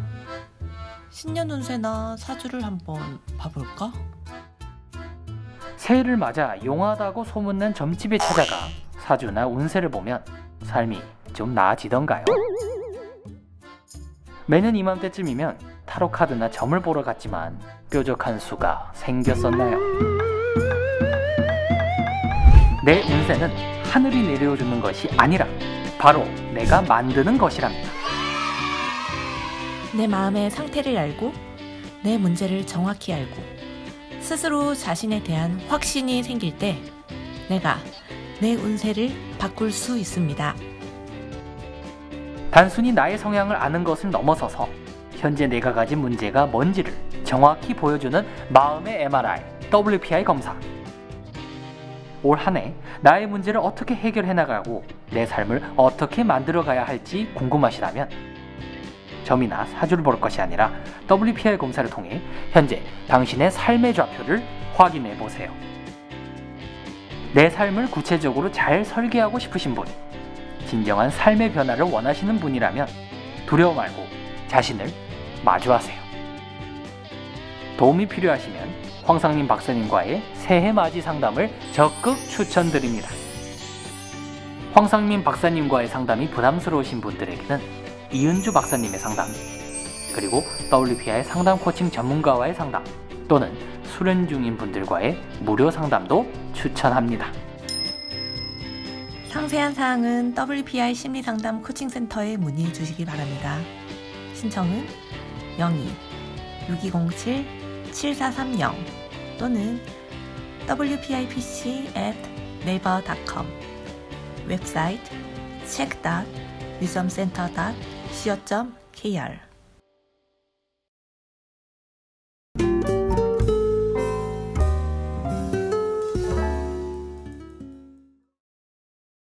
췌장암 4기 지금 네. 의사가 그렇게 여러 가지를 해서 진단이 나왔는데 네. 그 전에 지금 네. 제가 박근홍님 지금 사실 보고 네. 환자 같지 않죠? 아니요, 환자 같아요. 아, 그래요? 네. 뭐 1년 남았나? 근데 요 근래에 일단 염색을 염색을 안 하셨죠? 네. 그건 뭐 암 때문에 이렇게 흰머리가 더 많이 생긴 건 아니시죠, 그죠? 아니죠. 일부러 이제 염색을 안 하고. 네, 괜찮아요. 예. 당분. 그런데 지금 화장을 안 하셔서 그런가 약간 채채해 보이는, 보통보다는 조금 채채해 근데 보이는. 지난 1년이랬는데 한 달 동안에 보세요. CT를 그러니까 거의 한 달 동안 CT를 3번을 찍느냐고 금식했죠. 그 다음에 대장 내시경 한다고 뭐 금식하고 관장하고 관장 이후에 또 죽 먹으라 그래서 또 못 먹었죠. 그리고선 이제 입원을 했어요. 어쨌든 이제 입원하는 그 과정, 그동안에 계속 저가 성찰을 안 하고 살았다라는 그런 거를 이제 깨닫고 이제 머릿속도 많이 복잡하고 이러면서 이제 입원을 했어요. 제가 입원을 했어요. 25일 날. 네. 씩씩하게 혼자 들어가서 입원을 했죠. 진짜 놀랍네요, 진짜. 근데 그 입원을 하기 전에 이거는 네. 꼭 말씀을 드리고 싶은데 네. 입원실이 1인실, 아니 VIP실 있고 1인실 있고 2인실, 5인실이 있더라고요. 금옥님은 VIP실에 가셔야 되는데. 무슨 말씀이세요? 왜요? 뭐 1인실이 47만 원, 46만 8천 원인가? 그렇죠. 2인실이 22만 원? 뭐 그 정도 하는데 거기서 네. 안내를 하기를 네. 입원실을 처음에 입원을 할 때 네. 25일 날 오전 중에 너한테 전화가 갈 거다. 병실은 너가 원하는 거를 선택을 해서 갈 수가 없고 5인실, 2인실, 1인실 중에 가장 먼저 비는 병실을 너한테 지정을 해준다. 그렇죠. 그리고 그럼 입원하고 항상 1인실이 먼저 비어요. 당연하게 그렇게 되겠구나 생각을 그렇죠. 했어요. 네, 그렇죠. 그래서 돈이 없어서 1인실 못 가면 어떻게 되니? 그랬더니 네. 그러면은 그 입원을 못하고 수술을 그렇죠. 못하니까 날짜를 그렇죠. 다시 잡아라. 그렇죠, 언제가 그렇죠. 될지 모르나. 그렇죠, 그렇게 그렇죠. 협박을 하는 거죠. 그래 나보고 죽으라는 소리구나. 협박이라뇨, 저는 지금. 협박이라고 생각을 했어요. 어쨌든 25일 날 아침에 전화가 왔어요. 1인실로 지정이 되었습니다. 그래서 역시 예상대로. 그럼요. 그리고 그랬어요. 뭐 일단은 입원을 했습니다. 네. 입원을 했는데 일단 1인실로 올라갔는데 네. 일단 저녁은 일반식으로 드릴게요 라고 간호사가 아주 친절하게 얘기를 했어요. 그랬더니 어떤 또 다른 사람이 오더니 나타났죠. 그렇죠. 그 SOS를 적겠죠. 지금 별다섯 질문. 예, 그 다음에요.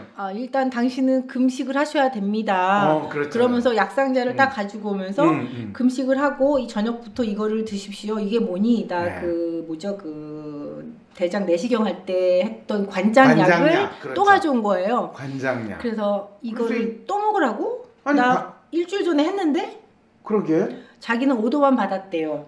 누구로부터? 간호사가 의사로부터. 지금 복강경 하는 사람한테 관장하는 거를 약 먹고 너 좀 고생 좀 해. 그 생각은 사실 못하고 일단 관장을 하라니 일단 이제 착한 그 환자의 모드로 이제 약을 먹기 시작을 했죠. 그렇죠. 좀 늦은 시간에. 그러고 나서 일단 굶었고 점심도 거의 못 먹고 그러니까 긴 시간 안 먹은 데다가 그렇죠, 관장약을 그렇죠. 먹기 시작하니 좀 약간 비몽사몽인데 어떤 의사가 들어오셨어요. 그래서 뭐 의례적인 이야기를 하죠. 이름은 뭐고 뭐 그러면서 그래서 당신은 누구시오? 물어봤더니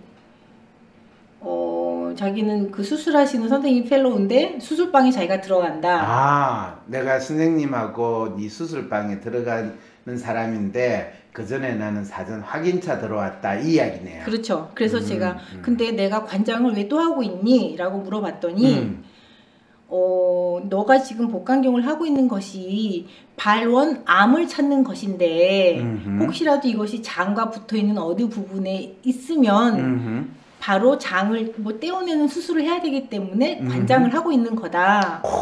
그래서 그러면 당신은 나를 지금 암 환자로 보고 암의 원인을 찾겠다고 그러고 있는 거 아니냐? 오, 날카로운 질문.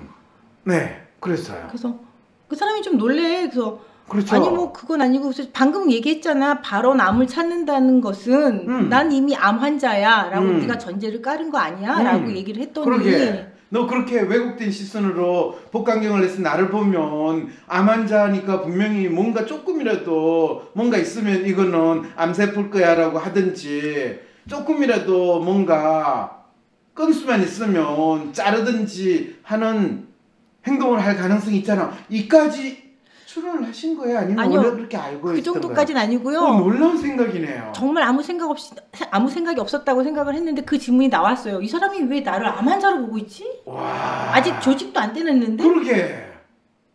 좀 이상하잖아요. 그래서 그 질문을 했더니 말을 돌려요. 그러면서 그 수술하고 나면 뭐 폐 빨리 회복되라고 뭐 부는 걸 뭘 줬는데 그거 공이 3개를 이렇게 올리는 그런 건데 저거 공을 2개를 올리라고 그러더라고요.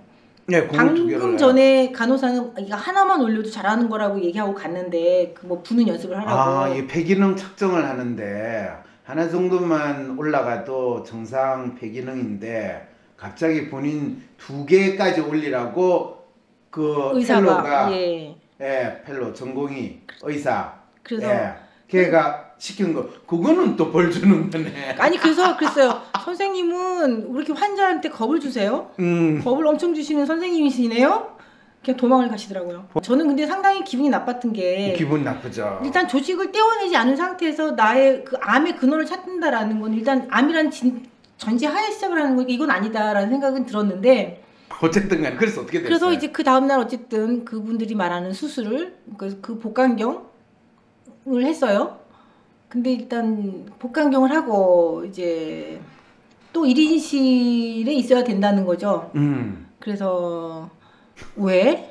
그랬더니 5인실에 간병인이 딸린 5인실이 없다는 거예요. 그래서 나 간병인 신청한 적 없는데 그랬더니 어떻게 환자가 혼자 그러게요. 회복실에 있냐 이제 그 상상을 못 하는 것 같아요. 그렇죠. 나 괜찮다. 지금 본인이 처음에는 경황이어서 그렇지만은 암 환자일 가능성이 높다는 이야기를 아직 암 환자라는 진단 안 받았으니까 아니거든요. 아니 CT를 2번을 했는데도 암일 가능성이 높다고 그 다음에 의사를 만나가지고 이게 암인데 더 확진을 하기 위해서 그렇고 피검사에서도 벌써 암 수치가 높다고까지 이야기 다 들었는데 본인은 계속 의사가 최종적으로 내한테 암이라는 진단을 안 줬기 때문에 암 환자가 아니다 그러면서 가족들한테도 안 알리고 혼자.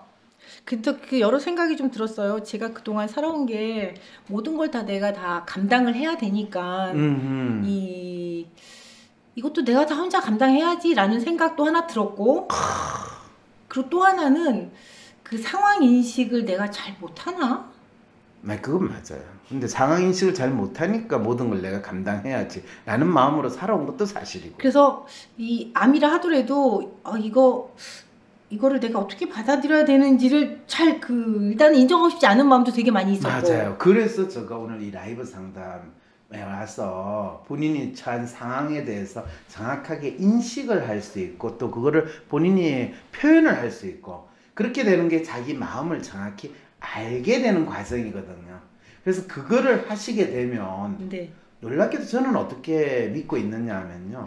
인간은 자기 신체에서 일어나는 다양한 증상, 심지어는 고통스러운 증상조차도 자기 마음을 정확하게 인식하고 마음을 표현하게 되면 이 마음과 몸이 어떤 관계가 있는지를 제가 정확하게 설명은 할 수 없지만 제가 수십 년 동안 심리학자로서 연구하고 또 생각을 하고 나름대로 공부한 거를 생각을 해봤을 때 우리의 마음은 놀랍게도 이 마음이 스스로 이해를 하고 파악을 하게 되면 그걸 몸한테 이 자기의 아픔이나 고통이나 문제를 잘 안 돌리는 그런 놀라운 작용을 하는 기제가 있다.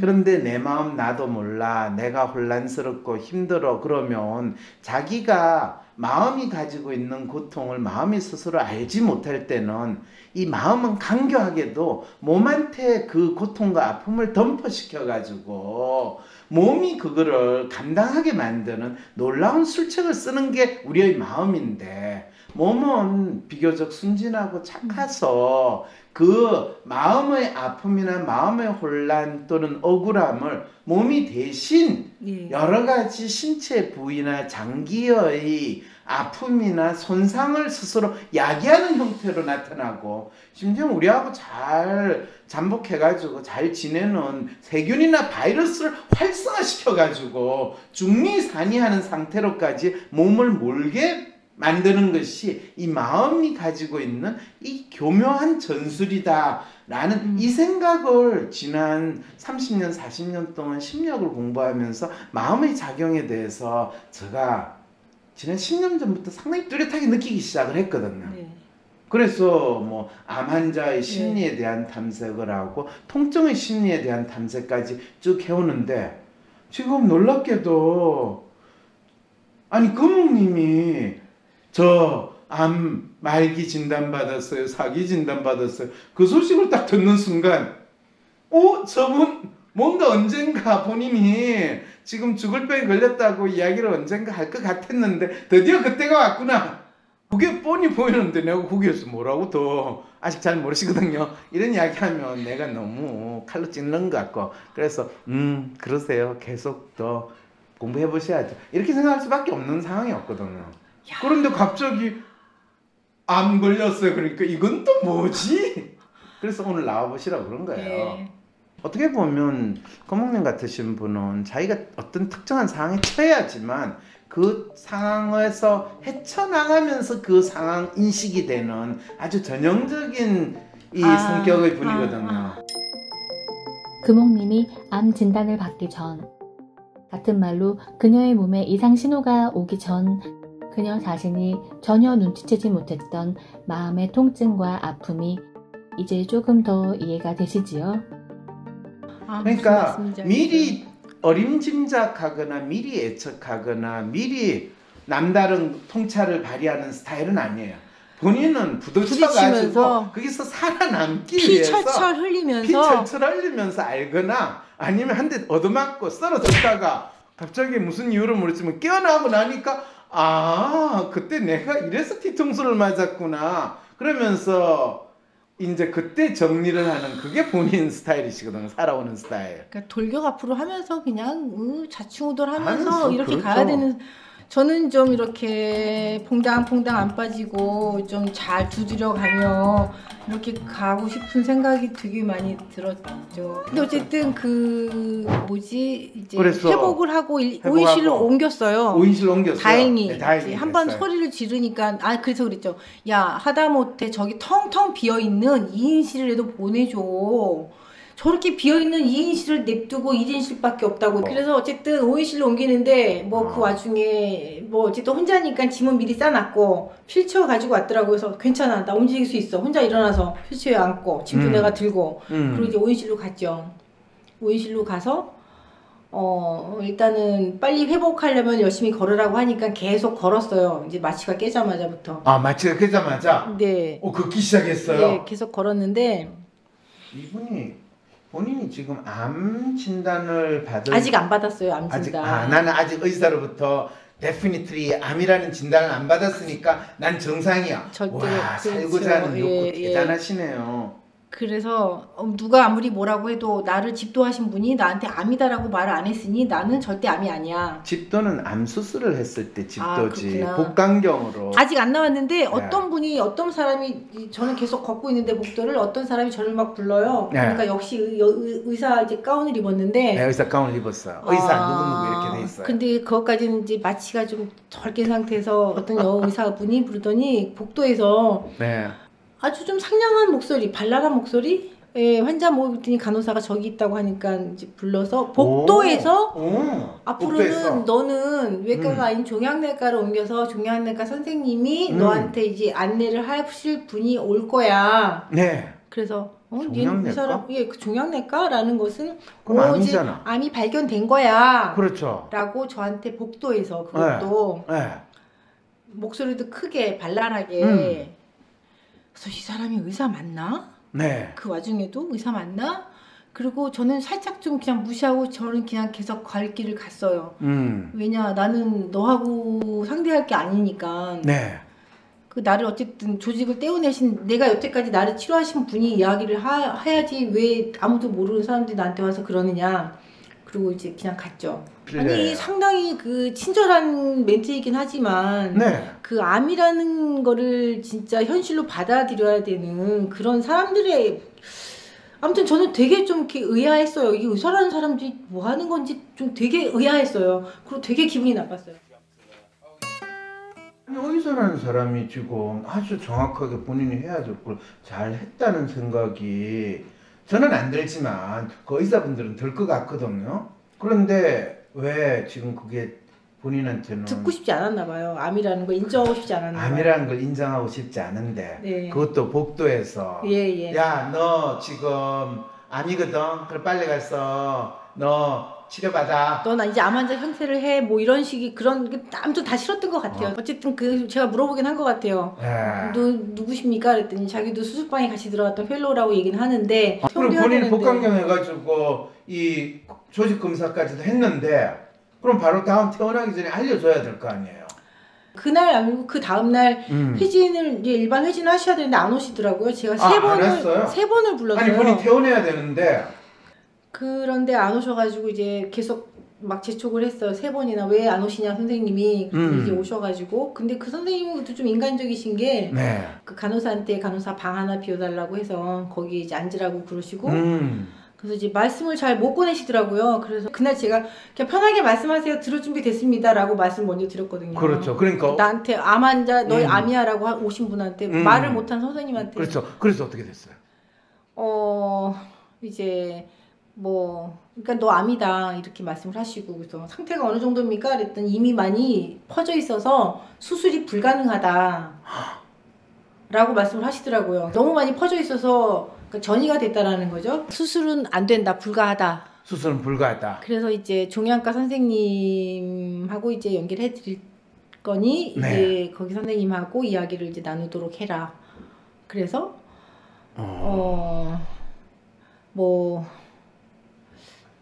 왜 수술은 왜 안 되죠? 이게 암이 그러니까 제가 정확히 기억이 안 나요. 그때 하신 말씀은 근데 그런 식이었어요. 이렇게 여러 개의 암이 있는데 서로 견제를 한다고 뭐 그런 식으로 말씀하신. 그런데 한쪽을 이제 절제를 하면은 소세지를 자르면 페니스가 울고 뭐 수술도 안 되는 암이고 다 퍼져 있고 하니 그렇죠. 이제 곧 죽을 날만 남았구나. 그렇죠. 근데 이게 사실인가? 왜 믿기지가 않지? 뭐 이제 이런저런 복잡한 생각을 하면서 이제 그러고서는 좀 사실 되게 당황스럽고 좀 그랬어요. 이게 생각보다 심각하구나. 그리고 일단 어쨌든 복강경도 쬐으니까 거기에 맞는 약도 먹고 주사 조금 그거를 조금 회복을 좀 해야 되니. 그렇죠. 근데 좀 이상한 게 다른 거 검색해 보니까 복강경은 바로 그 다음날 퇴원한다는데 왜 안 내보내지? 근데 병원이 있으면은 이거 병이 나겠다라는 생각이 참 많이 들더라고요. 병원을 가면 갈수록. 그러니까 일단 앉아서 자 현실을 어떻게 받아들여야 되지? 그래서 일단 종양내과 검색을 했어요. 어떤 선생님이 있나 어디로 갈 것이냐. 내가 선택의 여지는 없지만 이러한 분이 있구나. 그렇게 알고 그리고선 이제 무엇을 하지? 일단 하루 있는 동안에 이게 마음이 좀 안 잡히니까 그래서 마침 그때 닥터하우스 다운받아 놓은 거를 노트북을 이제 들고 갔거든요. 그래서 그거나 좀 보자. 그리고 딱 열었는데 마침 그 12살짜리 암 환자의 스토리가 나오는 거예요. 12살짜리 그 시즌 2에 나오는 첫 번째. 그래서 또 이걸 또 하필 얘가 이런 게 왜 나오지? 그러게 운명이야. 그 엄마를 사랑하는 마음으로 자기가 그 극복하겠다라는 그 맞아요. 야, 이게 누군가를 사랑하는 저 힘이 대단한가? 그렇죠. 사랑의 힘. 근데 그렇죠. 나는 누굴 사랑하지? 네. 자식을 이만큼 사랑하나? 아닌 것 같아. 이거 엄마가 맞나? 네. 그러다가 갑자기 나는 나를 사랑하나? 그 생각이 문득 들었어요. 그래서 앞으로 내가 살아갈 힘은 나를 정말 진짜 사랑해야 되겠구나. 이걸로 나는 버텨야지. 뭐 이런 생각을 이제 좀 하게 됐죠. 그러게요. 어떤 암 전문의가 의학, 기적, 사랑 이런 제목의 책을 써가지고 그게 베스트셀러 유명한 책이 있어요. 버니시게. 버니시게. 그래서 거기에서 사랑이 나오는 거예요. 기적, 암 환자에 있어서 기적을 바라면 사랑을 언급해라. 그게 거의 주 하나님 미션이다라는 말만큼 지금 본인이 그 믿음을 또 그 생각을 막연히 이제 지금 닥터하우스 보고 있는데 어떤 의사가 왔어요. 어머 닥터하우스 보고 계시네요. 나도 좋아하는데 이제 이러더니 그러면서 누구세요? 그랬더니 종양과 선생님이라고. 그래서 이제 앞으로는 종양과에서 할 건데 그런데 조직검사에서 발원암을 찾지 못했기 때문에 조금 더 조직검사가 자세한 결과가 나오면 그 결과에 따라서 어떤 선생님한테 가게 될지가 정해질 거다. 네. 복강경을 했는데 네. 뭐 정확하게 암은 암인데 그 암의 원인을 찾지를 못했기 때문에 발원을 못 찾아서 발원이라는 거는 암이 시작되는 지점을 찾지를 못했는데 지점을 찾을 필요가 없이 다 지금 이 전체가 다 암이라서 잘라낼 수도 없다는데 지점을 찾지 못한 게 무슨 관계가 왜냐하면 있어요? 그 발원에 따라서 약이 달라진다고 하더라고요. 어디서 시작했냐? 뭐 그런 얘기를 한 것 같아요. 간에서 시작했냐, 췌장에서 시작했냐, 또는 위에서 시작했냐, 그 안이든 바깥이든 관계없이 그 장기의 위치에 따라서 사용되는 약이 달라진다. 네. 그거는 표적 암 치료제라고 하는데 지금까지 표적 암 치료제는 개발이 거의 안 됐다라는 게 의학 상식인데 강남 성모병원에서는 이미 그 기적의 약을 사용을 하기 위해서 본인의 지금 장기에 맞는 그걸 찾아내는데 그걸 못 찾아냈다는 이야기를 그 펠로 선생이 해주신 거네요. 역시 닥터하우스를 좋아하시는 의사 선생님이니까 다르시네요. 선생님은 누구셔? 노트북을 딱 펴고 선생님은 이 중에 누구셔? 그랬더니 자기는 이 중에 어떤 선생님의 펠로우다. 자기가 보는 게 아니라 이 교수님 중에 어떤 분이 보게 될 것이다. 그래서 이제 알겠습니다. 그리고 갔어요. 갔고 또다시 그 저한테 복도에서 너는 종양내과 선생님이 올 거야 라고 하는 그 아주 상냥하고 친절하신 여자 선생님이 또 왔어요. 복도에서 만났는데 그분이 이제 방으로 들어와서 오인실에 있는 그 방에 와서 종양외과 선생님 다녀갔죠? 라고 아주 큰 소리로 이야기를 이제 하고 걱정하지 마세요. 저희가 잘 안내해드릴 테니까 쪼쪼쪼 하고 이제 가셨어요. 그래서 저쪽 끝에 있는 그 간병인, 거긴 간병인이 계셨는데 그 간병인이 갑자기 저한테 오더니 괜찮아. 요새는 내가 이거 간병인 생활 지금 10년째 하고 있는데 그 사이에 약이 좋아져서 이제는 뭐 다 웬만하면 다 치료가 돼요. 걱정하지 마세요. 아니 그래서 또 근데 의사는 왜 저렇게 말을 저렇게 솔직히 경망스럽게 하지? 그냥 조용히 있지 왜 온 동네 소문을 다 내지? 그래서 이제 저를 퇴원을 하고 그러고 나서 이제 마지막 그 다시 어쨌든 이것도 수술이라고 그 외과 선생님을 한번 만나고 그다음에 종양과 선생님 만나고 이제 스케줄 잡고 퇴원을 했어요. 그래서 퇴원하고 며칠 후에 그게 이제 지난주에 이제 가서 외과 선생님을 만났죠. 다시 만났어요. 이제 그렇죠. 이 어쨌든 복강경 한 게 잘 아물었는지 보고 확인하고 그래서 이제 만나서 일단은 그거는 잘 됐으니 실은 알아서 녹을 것이고 이제 이렇게 이야기를 하시면서 정확하게 내가 지금 무슨 상태냐, 어떤 상태냐라고 질문을 했더니 정확하게 말하면 전이성 선암이라고 이렇게 말씀을 하시더라고요. 전이성 선암. 네.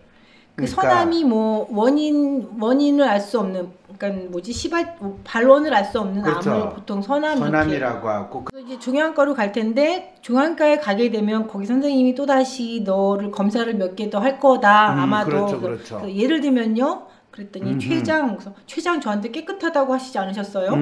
그랬더니 그거는 이제 그쪽 선생님이 알아서 하시겠지만 그렇죠. 그 항암 치료를 위해서 필요한 검사를 더 할 거다. 혹시나 위도 저 위 내시경 할 때 깨끗하고 그러셨는데요. 했더니 그게 그쪽에서 알아서 할 테니까 거기 선생님 말씀을 잘 따르세요. 선생님 말 잘 따르지. 그래서 이제 앉아서 선생님 제가 정말 궁금한 게 있는데 선생님은 저를 그 수술방에 들어가기 전에 그동안의 CT와 내시경 모든 검사를 보고 어느 정도 제 몸에 암이 있을 거라고 확신을 하셨습니까?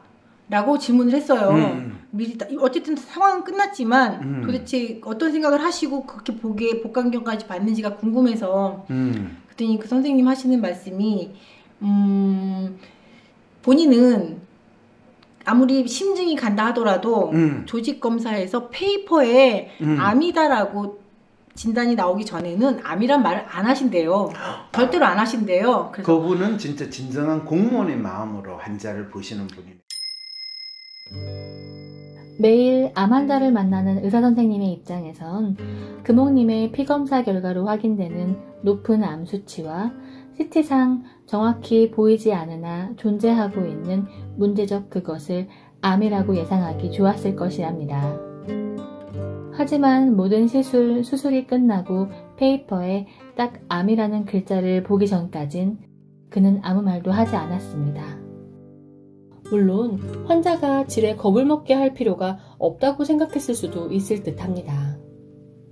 그렇다면 황상민 박사님께서는 왜 어떤 의미로 그 의사 선생님의 마음을 공무원 마음과 같다고 하셨을까요?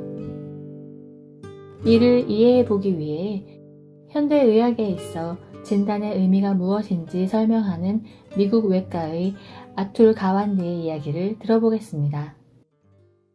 의사들 대부분은 진단이란 누구 말 맞다나 요리와 같아서 일반화시킬 수 있는 것이 아니라고 믿고 있으며 반드시 환자 개개인의 특이 상황을 고려해야 한다고 생각한다. 지당한 얘기 아닌가? 응급의학부 외과 컨설턴트로 있으면 복통을 호소하는 환자가 맹장염인지 봐달라는 경우가 종종 있다. 나는 환자의 말을 주의 깊게 듣고 나서 복부를 촉진해보고 통증의 질과 위치, 체온, 식욕, 그 밖의 검사 결과 등 여러 사항들을 종합하여 진단을 내린다. 공식에 대입하여 결과를 계산해내지 않는다. 수술을 해야 할지, 일단 입원시키고 동태를 지켜볼지, 아니면 그냥 집으로 돌려보낼지는 임상의료서의 판단력, 즉 직감을 가지고 판단한다. 일반적인 통계에 어긋나는 사례들은 얼마든지 많다. 마음 잡고 착실하게 사는 상습법, 기적적으로 회복한 말기암 환자들, 심리학에 부러진 다리 문제라고 하는 것이 있다. 때문에 진단을 내릴 때 의사들은 오랜 세월 갈고 닦은 자신의 직감에 의존하는 편이 낫다고 믿는 것이다. 그런데 금옥님이 만난 외과의 선생님께서는 안타깝게도 분명 아툴 가완디 박사가 이야기하는 자신의 직감에 의존하는 대신 아무리 심증이 간다고 해도 페이퍼에 암이다라고 적히기 전까지 말하지 않는다고 합니다. 적어도 한국의 의사들은 아툴 가완디 박사와는 다른 방식으로 진단을 하시는 것 같아요. 공무원 마음이라는 표현에 대해 일례를 하나만 더 들어보겠습니다.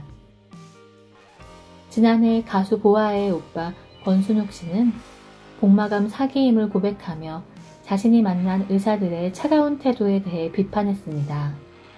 기억들 하시나요? 그리고 이 상황을 두고 노환규 전 의협회장은 당시 트위터에 싸늘한 의사들이 된 이유에 대해 이렇게 적어 올렸습니다. 의사들이 환자의 아픔을 공감하고 환자를 가족처럼 생각해서 안타까워하면 얼마나 좋을까? 모든 환자들의 바람일 것이다. 그런데 그가 만난 의사들이 왜 그렇게도 한결같이 싸늘하게 대했을까? 그 이유를 알려드리고자 한다. 한마디로 자기 방어다. 그리고 싸늘한 자기 방어는 의사들의 의무가 되었다. 위중한 상태의 환자를 두고 만일 의사들이 이런 싸늘하고 냉정한 경고를 하지 않았다고 하자, 그러면 환자의 상태를 정확히 알리지 않았다는 이유로 가족은 조기 사망에 대한 책임을 의사에게 돌릴 수 있고 결국 의사는 법정 소송으로 시달리게 되는 경우가 허다하다. 불충분한 설명을 이유로 의사는 법적인 책임을 지는 상황까지 몰릴 수 있다. 국가는, 이 사회는 의사들에게 싸늘하고 냉정한 경고에 대한 주문을 해왔고 이제 그 주문은 의사들에게 필수적인 의무사항이 되었다. 의사는 존중과 보호를 받을 때 최선을 다할 수 있다. 그러나 대한민국 의사들이 받는 것은 존중과 보호가 아니라 의심과 책임 요구다. 그래서 이런 상황에 놓인 의사들의 따뜻한 심장들이 매일 조금씩 싸늘하게 식어가는 것이라고 강조했다. 그 무엇보다 최신식으로 무장된 병원의 장비들을 믿고 전문가라는 타이틀을 단 의사들의 말을 있는 그대로 믿고 따라야만 하는 것일까요? 앞서 우리의 금옥님은 암 선고를 해주는 주치의 선생님의 말과 태도에 집중하지 못하고 오히려 주치의 제자들에 대한 불만을 성토하고 있었습니다. 사실은 지금 암 환자라고 인정하고 싶어 하지 않아요. 그리고 또 하나는 그 의술만 가르치는 게 아니라 그 암이라는 진단을 받는 사람의 입장을 너희도 좀 가르쳐야 되는 거 아니냐라는 이야기를 좀 하고 싶었던 마음도 있었어요. 그런데 전혀 귀담아 듣진 않겠지만 여러분은 의술뿐만 아니라 암 진단을 받는 사람의 입장도 가르치라는 금옥님의 이야기 공감되시나요? 그래서 정말 궁금해졌습니다. 현재 대한민국 의대에선, 의료 현장에선 이 부분에 대해 어떻게 가르치고 배우는지 말입니다. 이 궁금증을 해결하기 위해 지금부터 14년차 내과 전문의로 현재 서울 아산병원 종양외과에서 일하고 있는 한 의사선생님의 체험담을 읽어드리도록 하겠습니다. 나쁜 소식 전하기는 의과대학생 및 의료진들을 대상으로 하는 의사소통 교육에서 빠질 수 없는 주제이다. 환자에게 치명적인 질병을 진단받았음을 알릴 때 또는 치료에 반응하지 않고 질병이 진행하고 있다는 나쁜 소식을 전할 때 과연 어떻게 말할 것인가? 놀랍게도 이런 것도 가르친다. 누구에게도 어려운 이 역할을 어떤 분위기에서, 어떤 순서로, 어떤 언어를 사용해 수행해낼 것인지를. 내가 학교를 다니던 시절엔 시험 문제로 출제해 순서대로 외워서 쓰게 했지만 요즘엔 실기시험으로 잘 해내는지 살펴보기도 한다. 어떻게 하는 것일까? 나쁜 소식 전하는 여러 가지 면담 기법이 있지만 공통적인 것은 하나, 먼저 환자나 가족이 어떤 생각을 가지고 있는지 탐색하며 분위기를 조성하고 둘, 조심스럽지만 분명하게 애두르지 말고 미루지 말고 나쁜 소식, 즉 암을 진단받은 것, 얼마나 살 수 있는지 등을 전하며 셋, 그럼에도 불구하고 의료진이 당신을 도울 방법을 알고 도울 의지가 있다는 것을 전달. 그러나 막연한 희망을 던져 불가능한 기대를 하게 해서는 안 된다는 것이다. 그러나 아직 우리나라 대부분의 병원에서는 이런 방식으로 설명하고 있지 못하다. 나쁜 소식 전하기 훈련은 대개 의과대학에서 그친다. 한 명의 의사가 입원 환자 30에서 50명을 맡아서 보느라 한 환자당 겨우 2, 3분 정도 주어지는 외래 진료 시간에는 불가능한 일이다. 수련 중인 의사들 역시 의사소통 훈련에는 크게 매력을 못 느낀다. 의학 실무 지식 익히기만으로도 충분히 버거운 와중에 나쁜 소식 전하기는 외워서 쓸 수 있는 지식의 영역도 아니고 당장 환자를 살리는 데 필요한 요령도 아니기 때문이다. 나 역시도 환자와 대화를 어떻게 이끌어 나가야 할지 고민해 본 적은 많지 않다. 김선영, 책 읽었지만 잊지 않은 것들 중에서. 그럼요. 의사는 환자의 몸에 관심을 가지지 환자의 마음은 대부분의 의사들은 사실 인간의 마음은 없다. 근데 최소한 너는 암 환자라는 진단을 받는 사람이 어떤지 정도는 그렇게 말을 막 던지듯이 하는 건 정말 예의가 아니라고 저는 생각을 해요. 근데 의사가 생각하는 예의는 암 환자는 암 환자답게 암 환자가 아니면 환자는 환자답게 행동을 해야지. 지금 거목님 솔직히 이야기해서 거목님 지금 환자다운 행동을 하고 있어요. 아니면 환자는커녕 본인이 지금 이 어떻게 보면 의사를 가르치려고 그래? 뭐 의사를 가르치는 것까지는 안 했고 본인이 닥터하우스 PD 수준으로 지금 이 의사들에 대해서 지금 이야기하고 계시는 거 아세요? 그래서 그런가? 아마도 그 선생님은 네. 좀 제가 그렇게 저 사람이 지금 자기가 암이라는 걸 잘 못 받아들이고 있나? 그런 생각을 하셨는데 눈물을 찔끔 하시더라고요. 그 얘기를 하시면서. 그 이야기를 하면서 그렇죠. 저 사람은 지가 암이라는 걸 이렇게 부정하는구나. 그렇죠. 되게 암 환자들이 기본적으로 암에 대해서 하면 첫 번째 심리적 반응은 디나이어, 부정이에요. 받아들이는 5단계 있잖아요. 뭐 분노, 저항, 뭐 체념, 뭐 수용, 뭐 이런 식으로 순서가 헷갈리긴 하지만은 근데 본인은 지금 아주 강한 디나이어 상태로 지금 다 보고 있는 거예요. 그래서 그런지 이제 뭐 한참 보더니 뭐 당신 뭐 그 선생님 집사람도 뭐 그 나이인데 요즘 뭐 어머니들은 강하니 다 잘 이겨낸다고 뭐 이런 얘기를 하시면서 그래서 거기서 이제 격려 위로를 해야 되는 거죠. 그러면서 이제 가서 치료 잘 받으시라고 그러고 이제 그 정도가 의사가 이제 환자를 다루는 거에 대해 환자의 심리나 마음에 대해서 배운 수준이거든요. 그 환자가 진짜 어떤 개개인의 사람에 따라서 환자의 마음에 따라서 자기의 암이라는 거를 이해하는 게 어떻게 일어나고 그게 좀 이상한 게 별로 설명을 안 해주세요. 설명할 필요도 없이 너무 명확한가 보네요. 그냥 너는 암이야. 그거 끝이에요, 그냥. 그 다음에 이제 종양과 선생님 만난 거는 사실 좀 이거는 뭐지? 라는 질문이 왜요? 좀 들긴 드는데. 왜요? 그러니까 이제 일단 제가 암 환자인가? 라는 생각에 진단을 받았으니 나는 암 환자인데 근데 왜 나는 이렇게 통증은 없지? 그동안에 내가 너무 뭐 아픈 거 별로 그냥 아프다는 생각도 안 하고 웬만하면 다 견디면 살아온 게 습관이 됐나? 끌려갔던 것 같아요. 알기 위해서 이게 도대체 뭐지라는 걸 알기 위해서 넋을 놓고 막 달리면서 쫓아만 갔다가 어느 순간 이게 뭐냐 안 돼 스톱 정신 차리고 질문하자 그러고 나서 돌아보니 이 의사들이 나를 무지막지하게 대하고 있구나를 알았다. 그렇군요. 그러니까 본인이 처음부터 녹음했던 거는 이게 뭐지 내가 암일지도 모른다라는 이 상황이 벌어지니까 그냥 내가 처한 상황을 내가 의사 이야기를 들을 때는 뭔 소리인지 도저히 판단이 안 되니까 또 뭔 소리인지 모르겠고 기억도 안 되니까 일단 이게 뭔 말인지를 정확히 알고 싶다라는 그 진짜 죽어가는 순간에 뭔가라도 잡고 싶은 그 마음에서 그냥 일단 무지하고 기억력 떨어지는 나를 조금이라도 이 보호하고 싶은 마음에서 녹음을 한 거지 다른 생각도 없었다는 거죠. 처음에는 그랬죠. 그런데 보통 병원에서 녹음하지 마세요, 사진 찍지 마세요 이런 이야기 안 들었어요? 안 들었는데요. 네. 그래요? 병원에서? 보통 이 재판할 때 사진 찍지 마세요, 녹음하지 마세요 라고 하는 걸 왜 하는지 모르시는군요.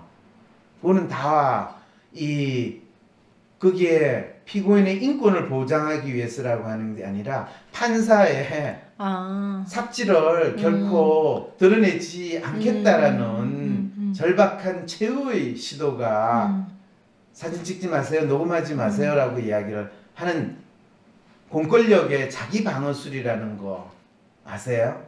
왜냐하면 나는 내가 지금 암 환자라고 다들 그러는데 도대체 이 의사들이 무슨 얘기하는지가 너무 궁금해서 그렇죠. 들어가면서 녹음을 시작을 했고 네. 나와서 저장을 하고 다시 들어보고 녹음을 왜 했냐면은 기억이 안 나요. 한번 듣고 나면은 그러니까 제대로 알아야 되겠다는 생각이. 병원에서도 본인이 녹음한다 그러면 어떤 의사도 그거 하지 말라고 그러지 하라고 이야기 안 해요. 그럴 것 같아요. CCTV도 병원에서 달지 말라고 하는 거, 수술실에 CCTV 다는 거 의사들 절대 반대해요.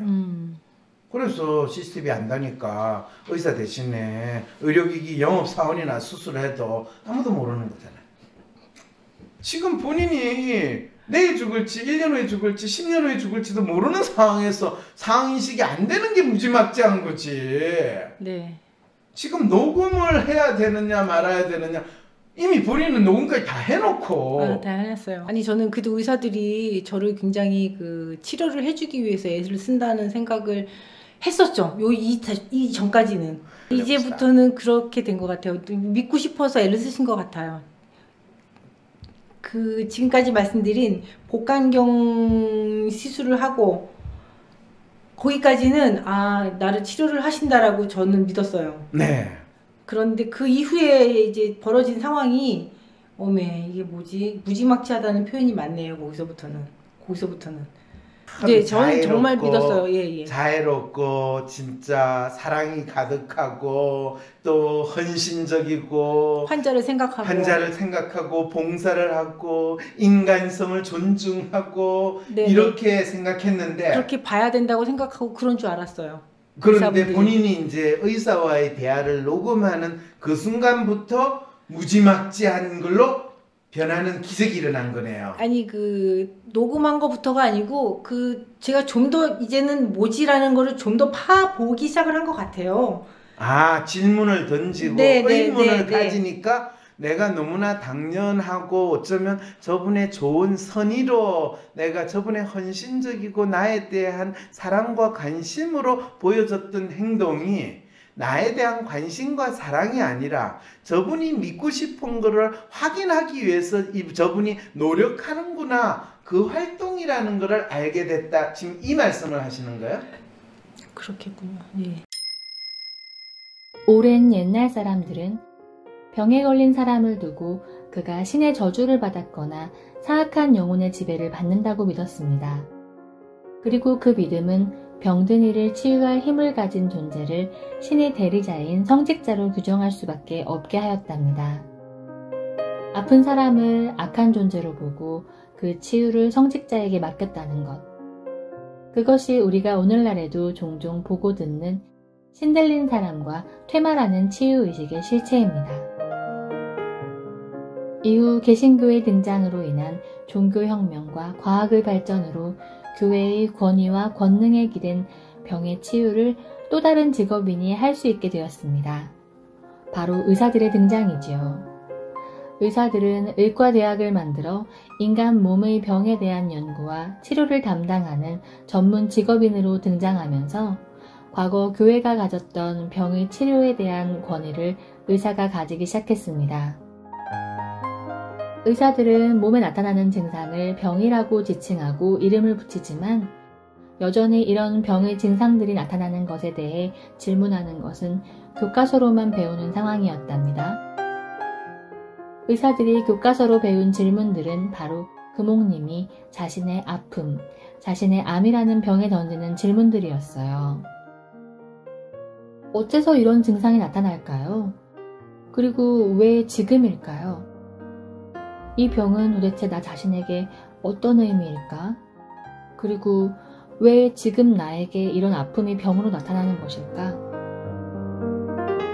오늘 우리가 만난 금옥님은 한국에 돌아온 지 딱 3년 만에 췌장암 4기라는 엄청난 진단을 받았답니다. 그것도 이 인터뷰가 진행되기 바로 며칠 전에 말이죠. 그래서 여전히 그 충격에서 깨어나지 못한 채 그녀는 지금 이 자리에서 황 박사님과 나란히 앉아 과거와 현재를 오가며 자신이 누구인지 어디에 서 있는지 아주 천천히 깨달아가고 있었답니다. 자, 오늘 여러분 어떠셨나요? 마음을 안다는 것이 어떤 의미인지, 몸이 아픈 것인데 마음을 들여다본다는 것이 무슨 의미인지 아직은 잘 모르시겠다고요? 그리고 금옥님의 이야기가 어떻게 진행될지 불안하기만 하다고요? 그런 분들을 위해 단테가 쓴 신곡 연옥편을 한 구절 읊어보도록 하겠습니다. 삶의 중간에 어두운 숲속에서 길을 잃은 내가 보였다. 어두운 숲속, 길 잃은 나라니. 이 상황 역시 무서우신가요? 그렇다면 이렇게 한번 생각해 보시는 건 어떨까요? 그렇게 길을 잃고서야 내가 어디에 서 있는가, 무엇 때문에 길을 잃었는가, 어디서부터 방향을 어떻게 다시 찾아야 하나 고민하는 것이 인간임을, 인생임을 알 수 있는 문장이라고요. 그리고 이제 다시 한번 사회학자 아서 프랭크의 말을 빌려와 이 황금 같은 상담의 의미에 대해 생각해보고자 합니다. 질병은 환자가 인생의 어느 지점에 와 있고 어디로 갈지 깨닫지 못하게 하는데 이를 다시 깨닫게 만드는 것이 이야기다.